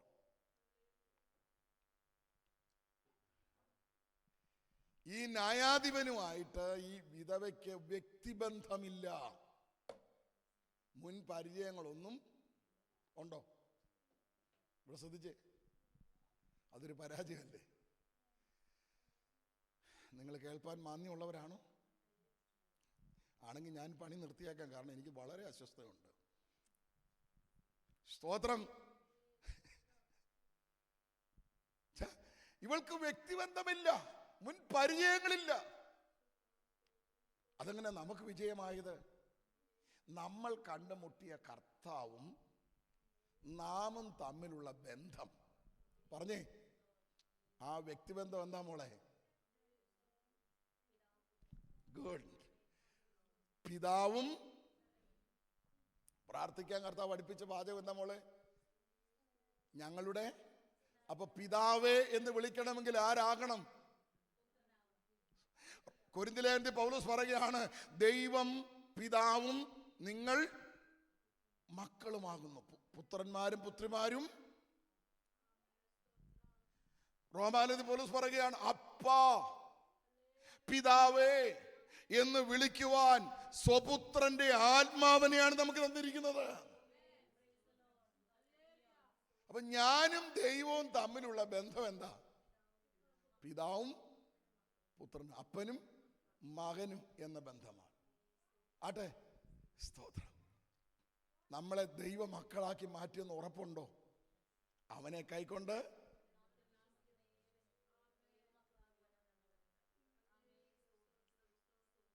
കാൺമീൻ നാം ദൈവമക്കൾ.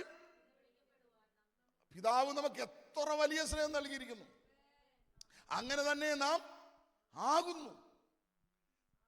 അപ്പൊ ഞാൻ വേറെ വളഞ്ഞ വഴിക്കൊന്നും പോകണ്ട, നേരിട്ട് എന്ന് എനിക്ക് എന്ത് ചെയ്യാം?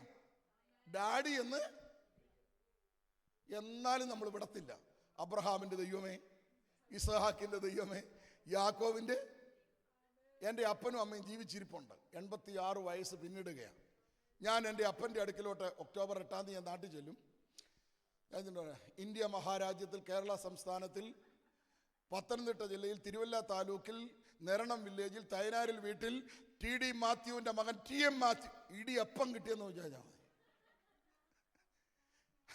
ഇത് ആധാരം എഴുതുമ്പോൾ കൊള്ളാം. എൻ്റെ അപ്പനെ എനിക്ക് സംബോധന ചെയ്യാൻ ഈ വഴിയൊന്നും. മോനെ, ഞാൻ അങ്ങോട്ട് ചെന്നിട്ട് പറയുക, എൻ്റെ അമ്മയുടെ ഭർത്താവായ എൻ്റെ എപ്പോൾ ഇടി കിട്ടിയെന്ന് വിചാരിച്ചാൽ മതി. അമ്മയുടെ കെയർ ഓഫും വേണം മോളെ? വേണ്ട. പുണ്യാളന്മാരെ കെയർ ഓഫും പിടികിട്ടിയവർക്കായി സ്തോത്രം. എന്നാലും അമ്മാച്ചൻ വേണ്ട. ഒരു വളഞ്ഞ വഴിയും ഒരിടനിലക്കാരും ഇവിടെ കാണാതെ പോയി എന്നെ തേടി വന്ന എന്റെ കർത്താവ് എന്നെ പൊക്കിയെടുത്ത് വെച്ചിരിക്കുന്ന എവിടാ മോളെ? ഉറക്കെ പറ. ചുമലിൽ, തോളിലാ. ഇവിടെ ശ്രദ്ധിച്ചേ, ഈ തോളും ഈ ചെവിയും തമ്മിൽ എത്ര അകലമുണ്ട്? ഇതിന്റെ ഇടയ്ക്ക് ഇനി ഒരാൾ വേണം. തോളയിൽ ഇരുന്നോണ്ട് എങ്ങോട്ട് പറയാം? ഈ പാവം മനുഷ്യർക്ക് ഇതൊന്നും മനസ്സിലാകാത്ത എന്താണെന്ന് എനിക്ക് പറഞ്ഞു. എന്റെ പ്രിയ ദൈവമക്കളെ, നമുക്ക് വേറെ ഒരു കെയർ ഓഫും വേണ്ട. ഇനി ഒന്നുകൂടെ ലളിതമാക്കി പറയാം. നമ്മളെ ഇവിടുന്ന് ഈ മെസ്സേജൊക്കെ കേട്ട് അങ്ങോട്ട് ഇറങ്ങി ന്യൂകാസ്റ്റിലോട്ട് ആ സിഗ്നലിലോട്ട് ചെന്നു. ഇവിടെ ശ്രദ്ധിച്ച് റോഡ് ക്രോസ് ചെയ്തു, ശ്രദ്ധിച്ചില്ല. എനിക്ക് പറ്റിയതാ. ലണ്ടനകത്തൂടെ ഞാൻ എൻ്റെ ഭാര്യയും കൊണ്ട് ഓടിക്കളഞ്ഞു. ലണ്ടൻ സിറ്റിയിൽ കൂടെ. നാട്ടിൽ ബസ് നിർത്തുന്ന പോലെ നിർത്തുമെന്നാണ് ഞാൻ വിചാരിച്ചത്.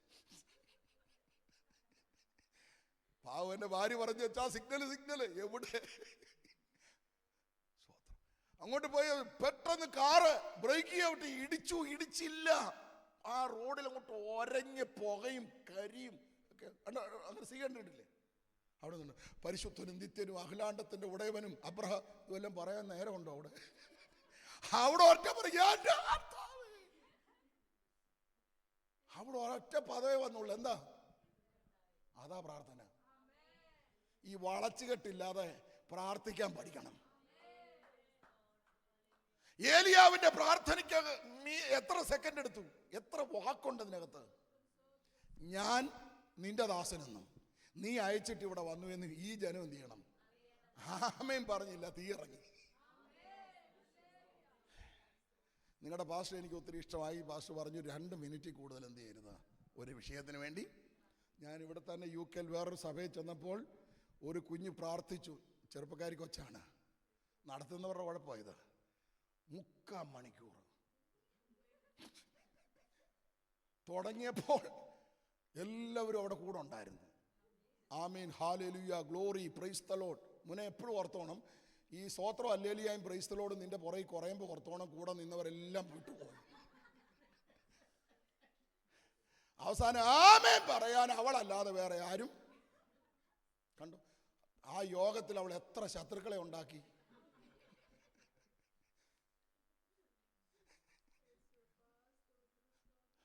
ചിലർ സഭായത്തിന് വേണ്ടി പ്രാർത്ഥിക്കാമെന്ന് പറയുമ്പോഴാണ് ലോകരാജ്യങ്ങൾ മുഴുവൻ എന്ത് ചെയ്യും? ഇതെല്ലാവരും കൂടെ ഉള്ള നാളെ എല്ലാവരും ഉണ്ടോ? വേൾഡ് മുഴുവൻ കറങ്ങും.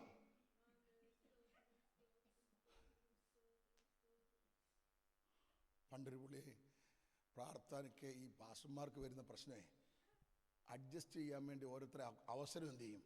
കാരണം ആരെയും പിണക്കാൻ പറ്റുകയല്ലോ. അപ്പോൾ അതുകൊണ്ട് അത്യാസന്ന നിലയിൽ കിടന്ന ഒരു അച്ചായന് വേണ്ടി പ്രാർത്ഥിക്കാൻ പോയപ്പോൾ പാസ്റ്റർ പ്രധാനപ്പെട്ട മൂപ്പനോട് പറഞ്ഞു, അച്ചാൻ പ്രാർത്ഥിച്ച് 2 സെക്കൻഡ് കഴിഞ്ഞപ്പോൾ ഈ തോമാച്ചാൻ്റെ വിഷയം തീർന്നു. പെട്ടെന്ന് നിർത്തിയാൽ ഒരു പോരായ്മ പോലെ പുള്ളി നേരെ കേരളത്തിൽ നിന്ന് തുടങ്ങി. കേരളം, തമിഴ്നാട്, കർണാടക, അതിൻ്റെ ഇടയിൽ കാർന്നവർ മരിച്ചു. എന്തൊക്കെയോ തട്ടും മുട്ടും ബഹളവും. കാരണം ഡെഡ് ബോഡി മോർച്ചറിലേക്ക് മാറ്റുന്ന ബഹളമായിരുന്നു. കണ്ണു തുറന്നൊരു തരത്തിൽ ആമയും പറഞ്ഞപ്പോൾ ചോദിച്ചു, എന്താ പറ്റുക? ആൾ പോയെന്ന് പറഞ്ഞു. പുള്ളി ചോദിച്ചു, എപ്പോഴായിരുന്നു എന്ന് ചോദിച്ചു. അത് ഇയാൾ മഹാരാഷ്ട്ര കഴിഞ്ഞ് അടുത്ത സ്റ്റേറ്റിലോട്ട് നടന്നു. പാസ്റ്റർക്ക് ദേഷ്യം വന്നിട്ടാ പറഞ്ഞത്. മഹാരാഷ്ട്ര കഴിഞ്ഞ് അടുത്ത സ്റ്റേറ്റിലോട്ട് താൻ കയറിയപ്പോഴാ. പരിജ്ഞാനത്തോടെ പ്രാർത്ഥിക്കാൻ പഠിക്കണം. നമ്മളൊരു വിഷയത്തിന് വേണ്ടി പ്രാർത്ഥിക്കുമ്പോൾ ആ വിഷയത്തിന് വേണ്ടിയേ പ്രാർത്ഥിക്കാവൂ. പ്രാർത്ഥന അതൊരു എക്സ്പീരിയൻസ് ആണ്. പോട്ടെ, മടക്കരുത്. നാമും ദൈവവും തമ്മിലുള്ള ബന്ധം, അപ്പനും ഓക്കെ, ആ ഒരു ഹയർ ലെവലിലേക്ക് നമ്മൾ കയറുമ്പോഴാണ് നമ്മുടെ കാഴ്ചപ്പാട് മാറുന്നത്. മാമേ ശ്രദ്ധിച്ചു കേട്ടോ വെച്ചാൽ, ഈ അപ്പൻ്റെ 2 മക്കള്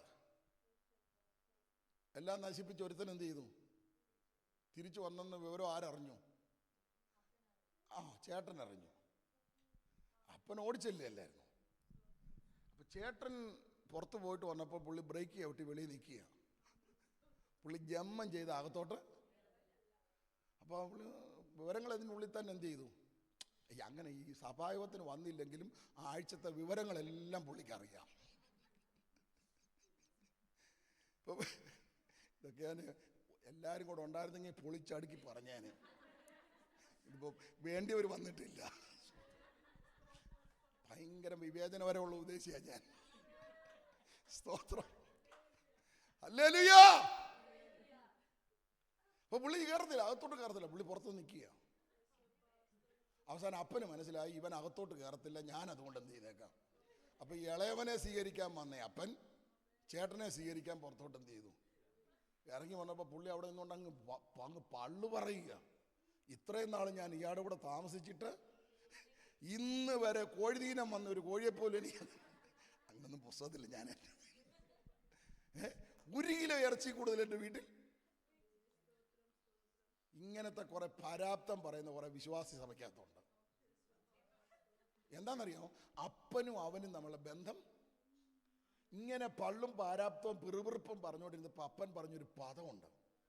എന്താണെന്നറിയാമോ?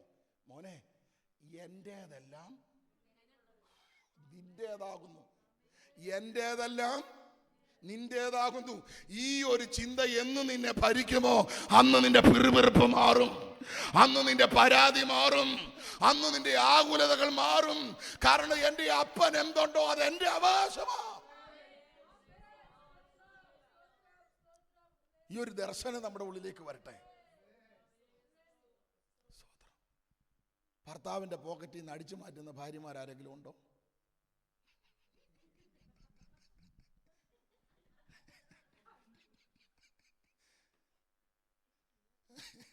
ഉണ്ടെങ്കിൽ നീ ഭാര്യയല്ല.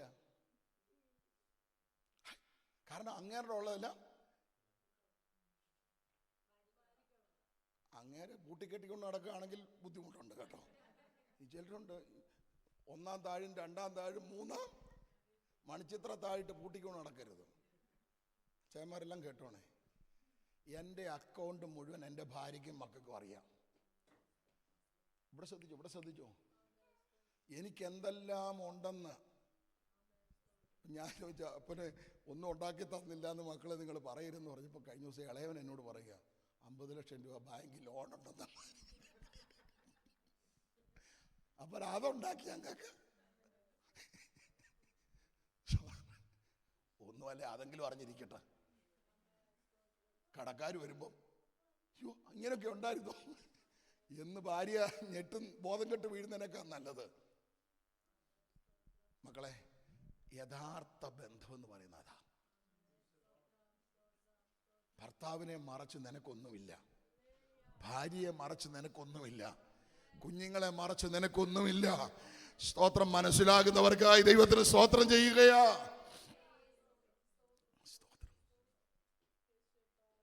അച്ഛൻ അറിഞ്ഞാൽ എന്നെ ഇടിച്ചെന്ത് ചെയ്യും? ഇവിടെ ഇടിക്കാൻ പറ്റത്തില്ലല്ലോ, നാട്ടിലെ കാര്യമാണ്. അച്ഛൻ അറിയാതാ ഞാനിത്. ഞാൻ പറഞ്ഞു എനിക്ക് അച്ഛൻ അറിയാത്തത് വേണ്ട. അവസാനം നാളെ എങ്ങനെങ്കിലും അറിയുമ്പോൾ അങ്ങേര് പറയാം ഞാനറിയാം എൻ്റെ ഭാര്യയുടെ ഇന്നെന്ത് അല്ല പിടി കിട്ടുന്നുണ്ടോ? എന്ന് വെച്ചാൽ അച്ഛൻ അറിഞ്ഞാൽ നയാ പൈസ എന്ത് ചെയ്യത്തില്ല. അങ്ങനത്തെ കുറെ അച്ചായന്മാരുണ്ട്. സ്തോത്ര കാഴ്ച ഇടാൻ നേരത്തെ ഇട്ട് ഞെരുടും. എത്ര ഞെരടിയാൽ മോനെ, എത്ര ഞെരടിയാൽ ഇത് 5 തന്നെ, ഏറിയാൽ 10, അത് 100 ആവും. എന്നാലും ഇട്ട് 4 പ്രാവശ്യം എന്ത് ചെയ്യും? അതുകൊണ്ട് പിണങ്ങിയല്ലോ. നമ്മൾ തമ്മിൽ എവിടെയോ കണ്ടു, നല്ല മുഖപരിചയം തോന്നുന്നു.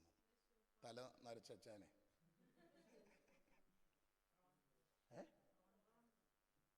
റോൺബ ഇപ്പൊ പ്രാർത്ഥിച്ച അതുകൊണ്ട് എനിക്കറിയണമെന്നുണ്ടോ? എവിടെയോ നാട്ടിൽ കണ്ടു പരിചയം. പോട്ടെ. അങ്ങനെ പറ. സ്തോത്രം. മക്കളെ, എനിക്ക് മോദിയോട് ഒത്തിരി വിഷമമുണ്ട്. ആരോടാ? നമ്മുടെ പ്രൈം മിനിസ്റ്ററെ. ഒറ്റ രാത്രിയിൽ പുള്ളി നമ്മൾ ഉറങ്ങിക്കിടന്നപ്പോൾ ഒരു പ്രഖ്യാപനം നടത്തി. ഓർമ്മയുണ്ടോ? 500-ൻ്റെയും 1000-ൻ്റെയും നോട്ട് എന്ത് ചെയ്തു? ഇപ്പോഴും ആ ദണ്ണം മാറിയിട്ടില്ല. പക്ഷേ അതിനേക്കാളൊക്കെ എത്രയോ നേരത്തെ പ്രിന്റ് ചെയ്ത ഈ 10-ൻ്റെ നോട്ട്. എന്താ അത് നിർത്താഞ്ഞത്? അത് നമ്മളെ മാത്രം ഉദ്ദേശിച്ച. അത് നിർത്തിയാൽ പിന്നെ സ്വോത്രാഴ്ച പിന്നെ എന്തോ ഇടും?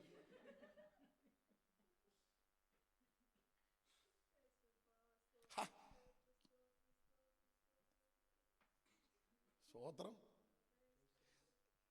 ദൈവത്തെ അപമാനിക്കരുത്. കർത്താവിന് വേണ്ടി കൊടുക്കുമ്പോൾ മാന്യമായിട്ട് എന്ത് ചെയ്യണം? പോട്ടെ, ഇത് വിഷയം വിട്ട് കയറി വന്നതാണ്.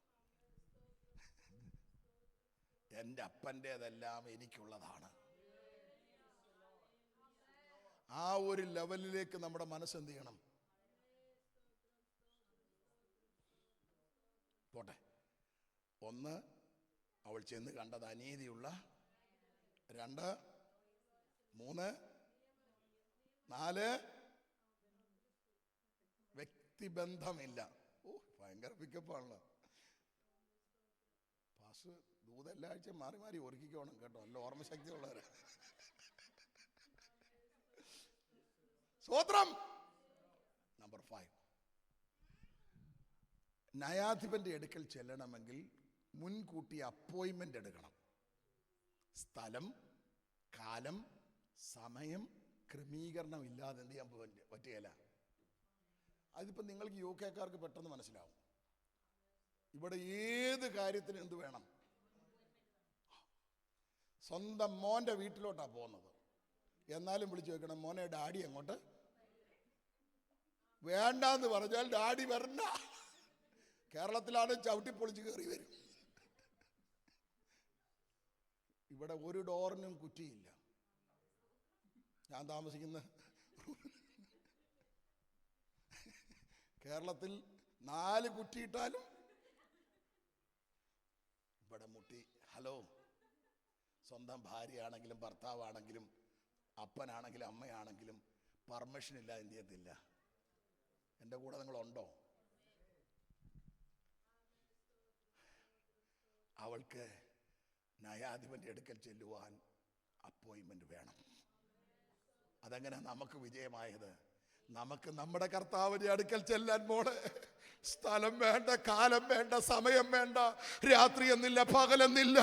ആമേൻ. 24 മണിക്കൂറും അപ്പാ പിതാവേ എന്ന് വിളിച്ചുകൊണ്ട് കൃപാസനത്തോളം അടുത്തിയെല്ലാൻ ആമേൻ ദൈവം നമുക്ക് തന്നിരിക്കുന്ന പദവി ഓർത്ത് കരങ്ങൾ ഉയർത്തി ദൈവത്തെ സ്തുതിക്കട്ടെ.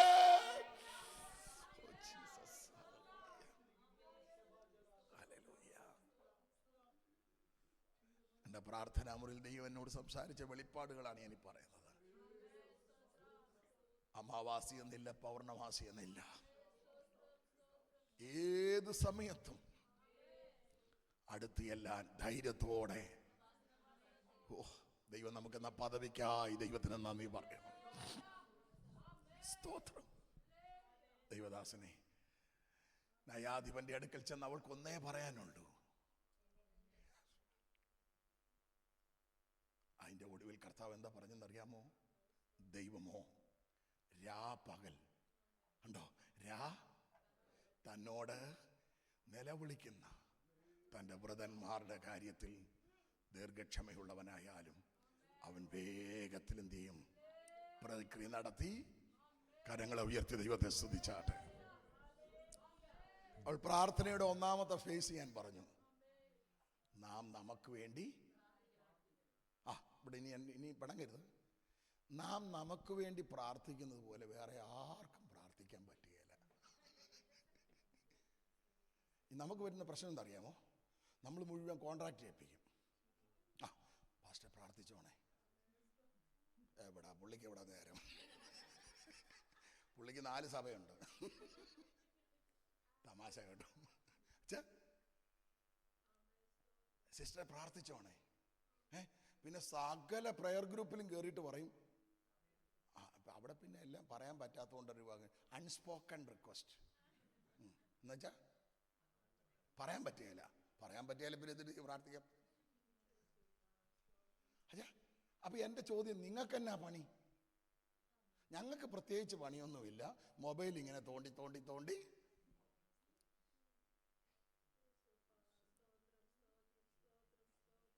ഞങ്ങൾക്ക് പ്രത്യേകിച്ച് പണിയൊന്നും. മോളെ, നീ നിനക്ക് വേണ്ടി കരയുന്നത് പോലെ, നിന്റെ വിഷയത്തിന്റെ ഗൗരവം മനസ്സിലാക്കി നീ നിലവിളിക്കുന്നത് പോലെ വേറെ ലോകത്തിൽ ഒരുത്തർക്കും കരയാൻ പറ്റുകയില്ല. ഈ ഒരു ചിന്ത നിങ്ങളുടെ മനസ്സിൽ വരട്ടെ. നമ്മൾ പ്രാർത്ഥിക്കുന്നവരായി മാറും. ഈ വിധവ ന്യായാധിപനെ ചെന്ന് അസഹ്യപ്പെടുത്തിയെന്ന് എഴുതിയിരിക്കുന്നത്. കാരണം അവളുടെ മുൻപിൽ നിൽക്കുന്നത് പ്രതിയോഗിയാ, അവളുടെ മുമ്പിൽ നിൽക്കുന്നത് ബലമുള്ള ഒരു ശത്രുവാ. ഇന്ന് പകൽക്കാലം ഞാൻ വീണ്ടും ആ വാക്യം ചേർത്ത് വെക്കുക. ആ പെനീന പ്രതിയോഗി എന്നാ ബൈബിൾ എഴുതിയിരിക്കുന്നത്, അല്ലേ? ഹന്നേ, നീ ആലയത്തിലേക്ക് വന്ന് നിലവിളിക്കാൻ കാരണം എന്താ? എന്റെ പ്രതിയോഗി. നമ്മുടെ മുൻപിൽ ശത്രു എത്ര കരുത്തനാണെന്ന് നാം തിരിച്ചറിയുമ്പോഴാണ് നമ്മളെ പ്രാർത്ഥന മനുഷ്യനാക്കി മാറ്റുന്നത്.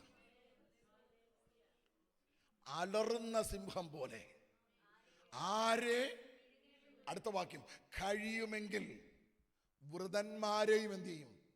അച്ഛാ, വലിയ അഭിഷക്തന്മാരെ വിഴുങ്ങാങ്കിൽ പിന്നെ സാധുവായി നമ്മളെ വിടുവോ? അപ്പോഴാണ് നിന്റെ പ്രാർത്ഥനയുടെ ഗൗരവം വർദ്ധിക്കുന്നത്.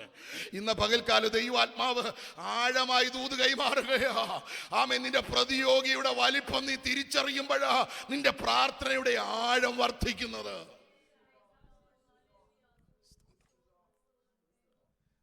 നാളെ നിങ്ങൾ തന്നെയാണോ വരുന്നത്? സമാധാന സ്തോത്രം. അപ്പൊ എനിക്കിതിന്റെ ബാക്കി നാളെ പറയാമല്ലോ, കാരണം ഇന്ന് തീരാൻ പോവാ. നാളെ എല്ലാവരും വരുമോ?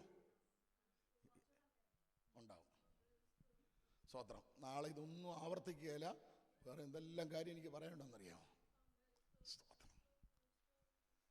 അവിടെ എഴുതിയിരിക്കുന്ന ദൈവമോ രാപകൽ തന്നോട് നിലവിളിക്കുന്ന തൻ്റെ വൃതന്മാരുടെ കാര്യത്തിൽ ദീർഘക്ഷമയുള്ളവനായാലും അവൻ വേഗത്തിൽ പ്രതിക്രിയ നടത്തി രക്ഷിക്കുകയില്ല. അപ്പോൾ പ്രാർത്ഥനയുടെ ഒന്നാമത്തെ വശം ഞാൻ പറഞ്ഞു, കർത്താവ് പഠിപ്പിച്ചതാണ്.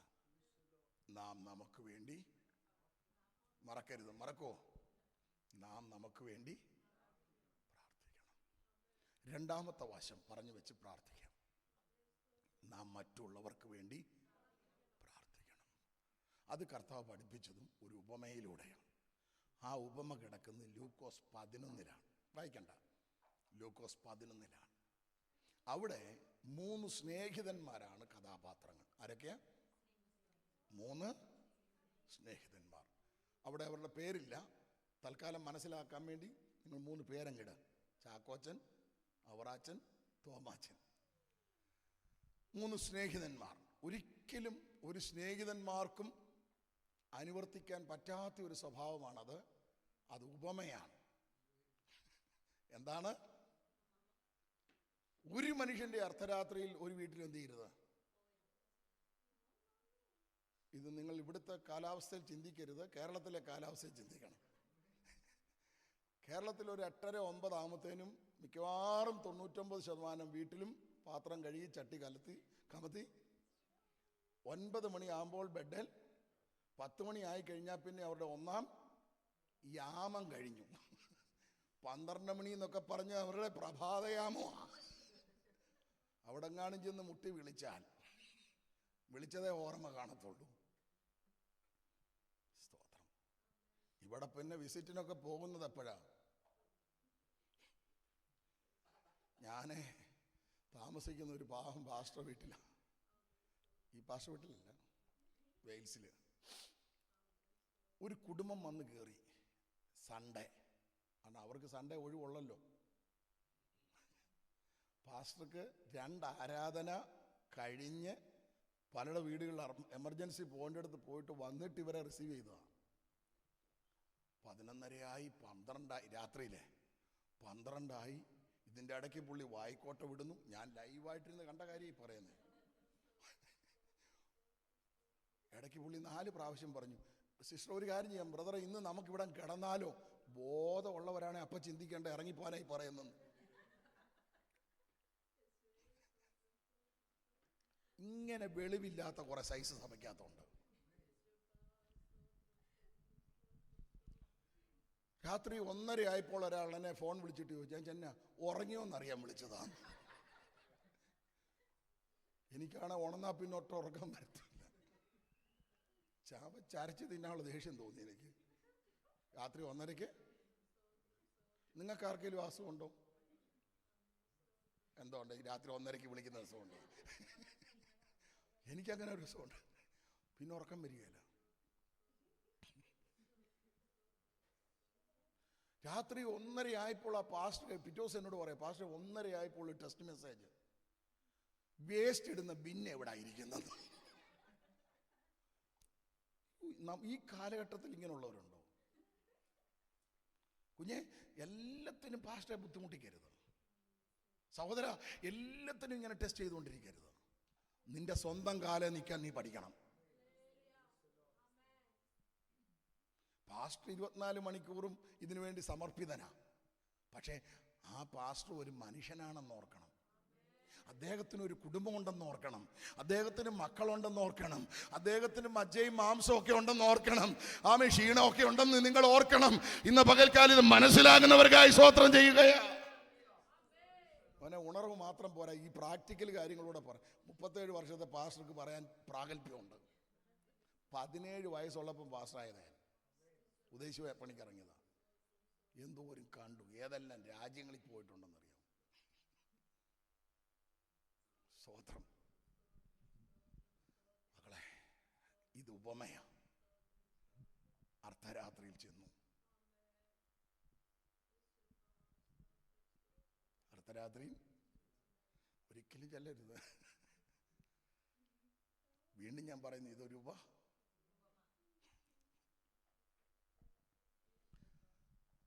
ശ്രദ്ധിച്ചേ, എമർജൻസി കേസാണെങ്കിൽ, ഇത് പറയുമ്പോൾ 2 വശവും പറയണമല്ലോ.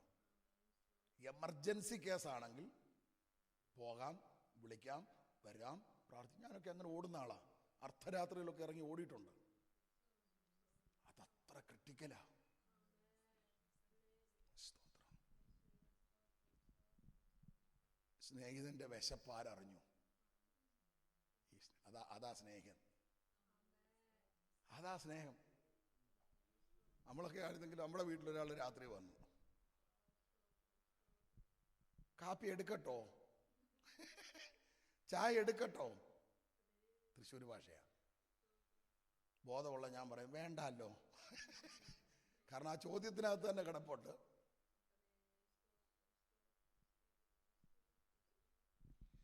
നമ്മുടെ വീട്ടിൽ ആരെങ്കിലും കയറി വരുമ്പോൾ ചോറ് എടുക്കട്ടോ, അച്ഛാ, മാന്യത ഉള്ളവർ പറയും, എന്ത് പറയും? ഈ UK തന്നെ ഒരു 12:30 കഴിഞ്ഞപ്പോൾ ഞാനൊരു അഭിഷക്തൻ്റെ വീട്ടിൽ ചെന്നു, ഞാനും എൻ്റെ ഭാര്യയും കൂടെ. പേരുന്നാളൊന്നും പറയുന്നില്ല. ആ ദൈവദാസൻ്റെ ഭാര്യ ഇവിടുത്തെ ഒരു വലിയ ഡോക്ടറാ. മൂത്ത മകളൊരു ഡോക്ടറാ. എൻ്റെ ദൈവമേ, ഞങ്ങളാവുന്ന പോകുന്ന പറഞ്ഞു. അബദ്ധത്തിൽ ഞാൻ, എനിക്ക് കള്ളം പറയാൻ പറ്റുമല്ലോ, ഒന്നും കഴിച്ചില്ലെന്ന് പറഞ്ഞു പോയി. ആ 12:30 ഫ്രഷായി ആ പ്രിയപ്പെട്ടവരെ നിന്ന് ഭക്ഷണം ഉണ്ടാക്കി കഴിപ്പിച്ചിട്ടാണ് കിടത്തിയത്. അങ്ങനെയുള്ള ദൈവമക്കളും ഉണ്ട് ഈ രാജ്യത്ത് കേട്ടോ. എന്നാൽ വയറ് കത്തിപ്പോയ വീടുകളും ഉണ്ട്. പിന്നെ കർത്താവ് വത്തിയിലോട്ട് നോക്കി ശപിച്ചെന്ന് പറഞ്ഞു. ഏതാ? ഭയങ്കര മിടിക്കുകയാണല്ലോ. നീ വീട് എവിടാ? നമ്മൾ അയലോക്കാരാ.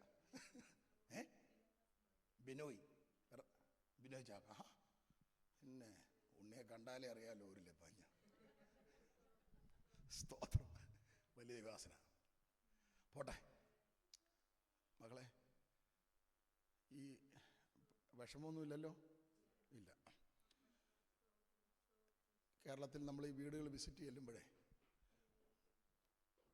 പരന്ന പ്ലേറ്റ്, എന്തോ അതിനകത്തൊരു ശകലം മിച്ചർ, പാസ്റ്റർക്ക് ഒരു സ്പൂണ്, ഭാര്യയ്ക്ക് ഒരു സ്പൂണ്.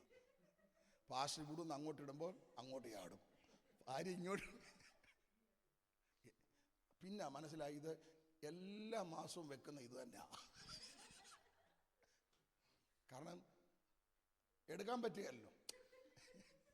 പിന്നെ നമുക്ക് ഇതിനകത്ത് കപ്പലണ്ടി ഇഷ്ടമായതുകൊണ്ട് നമ്മൾ കൈകൊണ്ട് എന്ത് ചെയ്യും? കൊടുക്കുകയാണെങ്കിൽ മര്യാദയ്ക്ക് എന്ത് ചെയ്യണം? ഇല്ല, എന്ത് ചെയ്യരുത്? എൻ്റെ പോളിസിയാണ്. കൊടുത്ത അനുഗ്രഹം പ്രാപിച്ചവനാ ഞാൻ. പ്രാഗൽഭ്യമുണ്ട്. അതെന്ത് കാര്യമായിക്കോട്ടെ, ഇവനൊരു കൊച്ചു പ്രാർത്ഥനയാണെങ്കിൽ പോലും, എൻ്റെ കുഞ്ഞുങ്ങളുടെ വിവാഹമാണെങ്കിൽ പോലും, 2 വിവാഹം നടന്നു മാന്യമായിട്ട്. ചിലപ്പോൾ ഒത്തിരി അസൂയുള്ളവർ എഴുന്നേക്കിട്ടേക്കാം. ഇത് കഴിച്ചിട്ട് അയക്ക് ഭയങ്കര ആർഭാടമായി. ഒരു പുള്ളി കഴിച്ചിട്ട് ഒരു പുള്ളി പോകുന്ന വഴിക്ക് പാസ്റ്റർ പറയും, ഒരു പാസ്റ്റർ ഞാൻ കഴിച്ചില്ലെന്ന് പറഞ്ഞു. അപ്പോൾ മറ്റേ പക്ഷേ അയഞ്ഞു, എന്നോ ആർഭാടമായി പോയി പറയും. ആ പുള്ളി വിവരമുള്ള, തനിക്ക് വിശപ്പില്ലാഞ്ഞുണ്ടാ കഴിക്കാഞ്ഞെന്ന് പറഞ്ഞു. അച്ഛാ, ഇങ്ങനത്തെ അസൂയുള്ള സൈസുകൾ നമ്മുടെ ഇടയിൽ. എടാ, ഇത് കടം മേടിച്ചാണോ ചെയ്യുന്നതെന്ന് അവനറിയുന്നുണ്ടോ? നമ്മുടെ മാന്യതയ്ക്കനുസരിച്ച് നമ്മൾ എന്ത് ചെയ്യുക? മക്കളെ, നിങ്ങളുടെ ഇല്ലായ്മ നാളെ മാറും, നിങ്ങളുടെ ദാരിദ്ര്യം നാളെ മാറും, നിങ്ങളുടെ ഞെരുക്കം നാളെ മാറും. പക്ഷെ നിങ്ങൾക്ക് വീഴുന്ന അപമാനം മാറത്തില്ല കേട്ടോ. അത് മാറത്തില്ല. തലമുറ ഉള്ളിടത്തോളം നിൽക്കും. കർത്താവിന് വേണ്ടി ചെലവിടുന്നതിൽ ഒരു പിശുക്കും കാണിക്കരുത്. പോട്ടെ, നമ്മുടെ കൂടെ അടുത്തിരിക്കുന്നവരുടെ വിശപ്പറിയുന്നതാ യഥാർത്ഥ സഭ. നിന്റെ കൂടെ വന്നിരിക്കുന്ന വിശ്വാസി എന്ത് വേദനയിലൂടെ പോകുന്നുവെന്ന്, ആമേൻ, എന്ത് കഷ്ടതയിലായിരിക്കുന്നുവെന്ന് നീ തിരിച്ചറിയുന്നുണ്ടെങ്കിൽ അതാ ദൈവസഭ.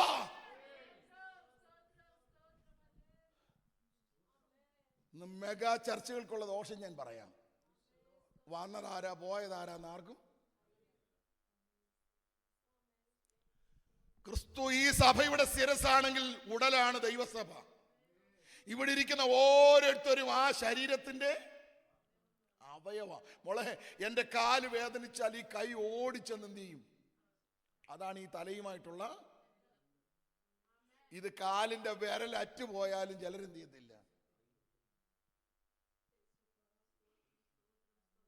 അതൊന്നും സഭയല്ല പാസ്റ്ററേ, അത് വെറും ക്ലബ്ബാ, വെറും ക്ലബ്ബാണ്.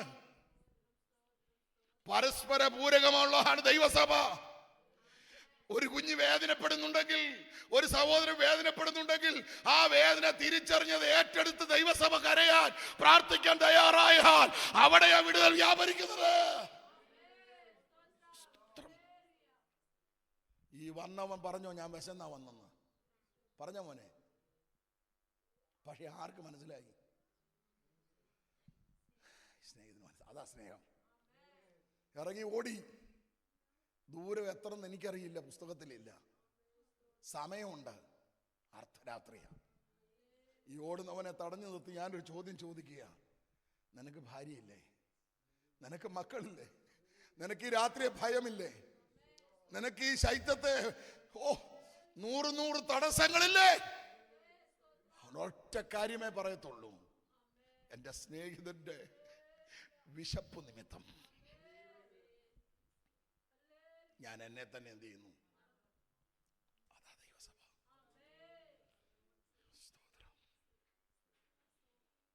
താൻ ഓടിച്ചെന്ന് തൻ്റെ സ്നേഹിതന്റെ മുമ്പിൽ എന്ത് ചെയ്യുന്നു? മുട്ടി ഉറക്കെ പറ. മുട്ടി വിളിച്ചു. എന്നിട്ട് എന്താ ചോദിച്ചത്? 3 അപ്പം എനിക്ക് എന്ത് ചെയ്യണം? വായിച്ചിട്ടില്ലേ? 3 അപ്പം വായ്പ ചോദിച്ചു. എത്ര ചോദിച്ചേ? അപ്പൊ വന്ന കൂട്ടുകാരന്റെ വിശപ്പടക്കാൻ എത്ര മതി? ഉറക്കെ പറ.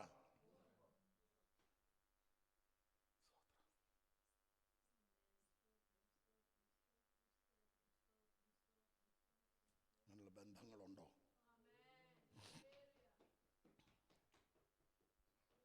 മൂന്ന് അപ്പം അങ്ങോട്ട് ചോദിച്ചപ്പോൾ 3 തടസ്സം ഇങ്ങോട്ട് പറഞ്ഞു. വായിച്ചിട്ടുണ്ട് നിങ്ങൾ? അതാണ് ആദ്യത്തെ തടസ്സം. ഒന്ന്, കഥ കടച്ചിരിക്കുന്നു. അപ്പൊ ഇതൊരു തടസ്സമാണോ? നിങ്ങളുടെ വീട് രാത്രി കിടക്കാൻ നേരത്ത് അടയ്ക്കും, പിന്നെ തുറക്കത്തേ ഇല്ലേ. അപ്പോൾ ഡോർ അടച്ചിരിക്കുന്നു എന്ന് പറയുന്നത് ഒരു തടസ്സമേ, കാരണം അടച്ച ഡോർ എന്ത് ചെയ്യും? ഇവിടെ ശ്രദ്ധിച്ചേ. 2, പൈതങ്ങളും എൻ്റെ കൂടെ. എനിക്ക് തോന്നുന്നത് അവൾ നേഴ്സാന്ന് തോന്നുന്നു, നൈറ്റ് ഡ്യൂട്ടിക്ക്. കാരണം ഇവറ്റകളെ തല്ലിപ്പൊത്തി ഉറക്കിയതിൻ്റെ ക്ഷീണമായിക്ക് ഉണന്ന് പോയാൽ അനക്കം കിട്ടിയാൽ മതി, ഇവറ്റകൾ എന്ത് ചെയ്യും? ഇടങ്ങ. പിന്നെ UK ന്യൂപോർട്ടല്ലല്ലോ, ന്യൂകാസ്റ്റ് മുഴുവൻ എന്ത് ചെയ്യും?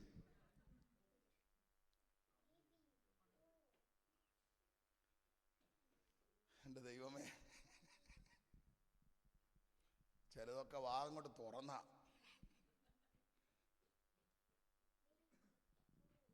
തോന്നിപ്പോകും, എന്തിന് കർത്താവേ കുരിശ്?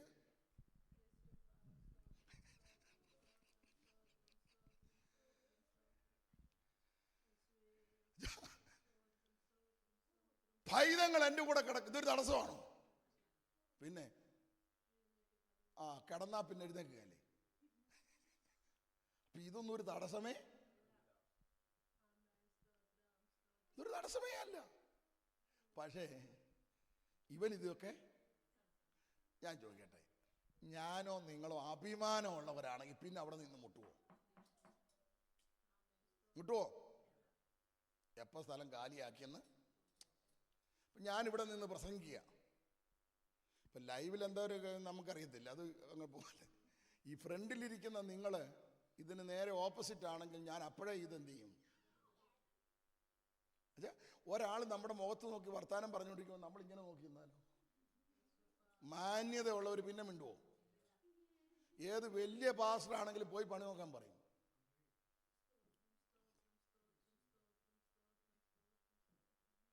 ഒരു മനുഷ്യൻ ലജ്ജ കൂടാതെ നിന്നെന്ത് ചെയ്യുക? അതൊരു മർമ്മമാണ്. എന്താ അവൻ അവിടെ ലജ്ജ കൂടാതെ മുട്ടാൻ കാരണം? നിങ്ങൾ ചിന്തിച്ചിട്ടുണ്ടോ?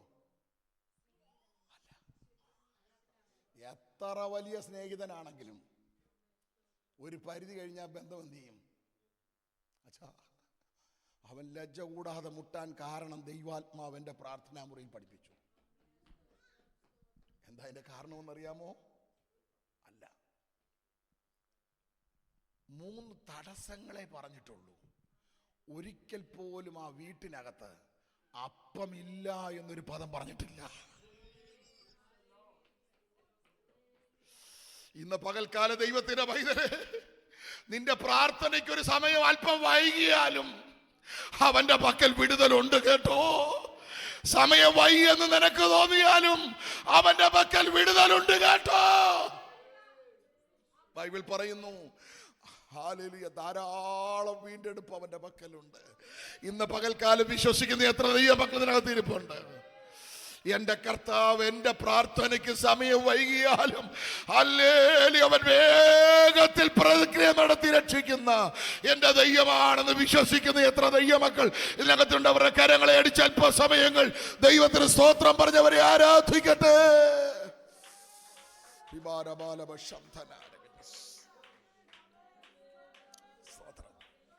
കർത്താവ് അനുവദിച്ചാൽ ഇതിന്റെ ബാക്കി ഭാഗം നാളെ തുടരും. ഇവിടെ ശ്രദ്ധിച്ചാട്ടെ, ഒത്തിരി കാര്യങ്ങൾ ഇതിന് കണക്റ്റഡ് ആയിട്ടുണ്ട്. ഒറ്റ കാര്യം പറഞ്ഞ് ഇവിടെ നിർത്തുകയാണ്.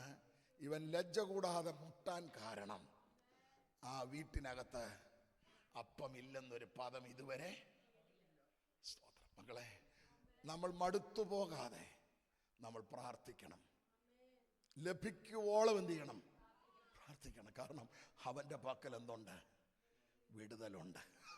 അവന്റെ പക്കൽ നിനക്കുള്ള അപ്പമുണ്ട്.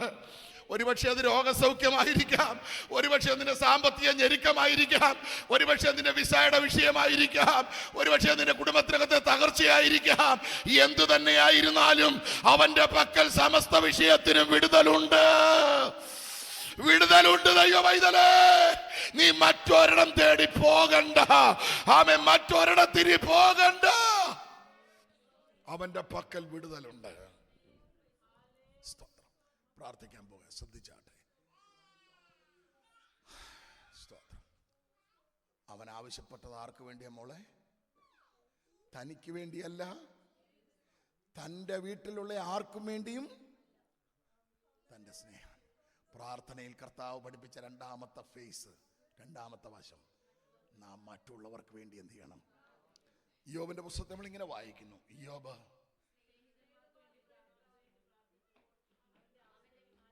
പ്രാർത്ഥിച്ചവന്റെ സ്ഥിതിക്ക് ദൈവം ചെയ്തു. നീ ഒരുപക്ഷെ നിന്റെ വിഷയം മറന്നായിരിക്കാം നിന്റെ കൂട്ടുവിശ്വാസിക്ക് വേണ്ടി കരയുന്നത്. 100 ചോദ്യങ്ങൾ നിന്റെ ചങ്കിന് നേരെ വിരൽ ചൂണ്ടുന്ന അനേക വിഷയങ്ങൾ കണ്ടേക്കാം. പക്ഷെ പ്രാർത്ഥന കഴിഞ്ഞ് നീ എഴുന്നേൽക്കുമ്പോൾ നീ വിട്ടുപോയ നിന്റെ വിഷയത്തിനും നിന്റെ തലമുറയുടെ വിഷയത്തിനും അവൻ വിടുതൽ തരാൻ അവന്റെ മക്കൾ വിടുതലുണ്ട്.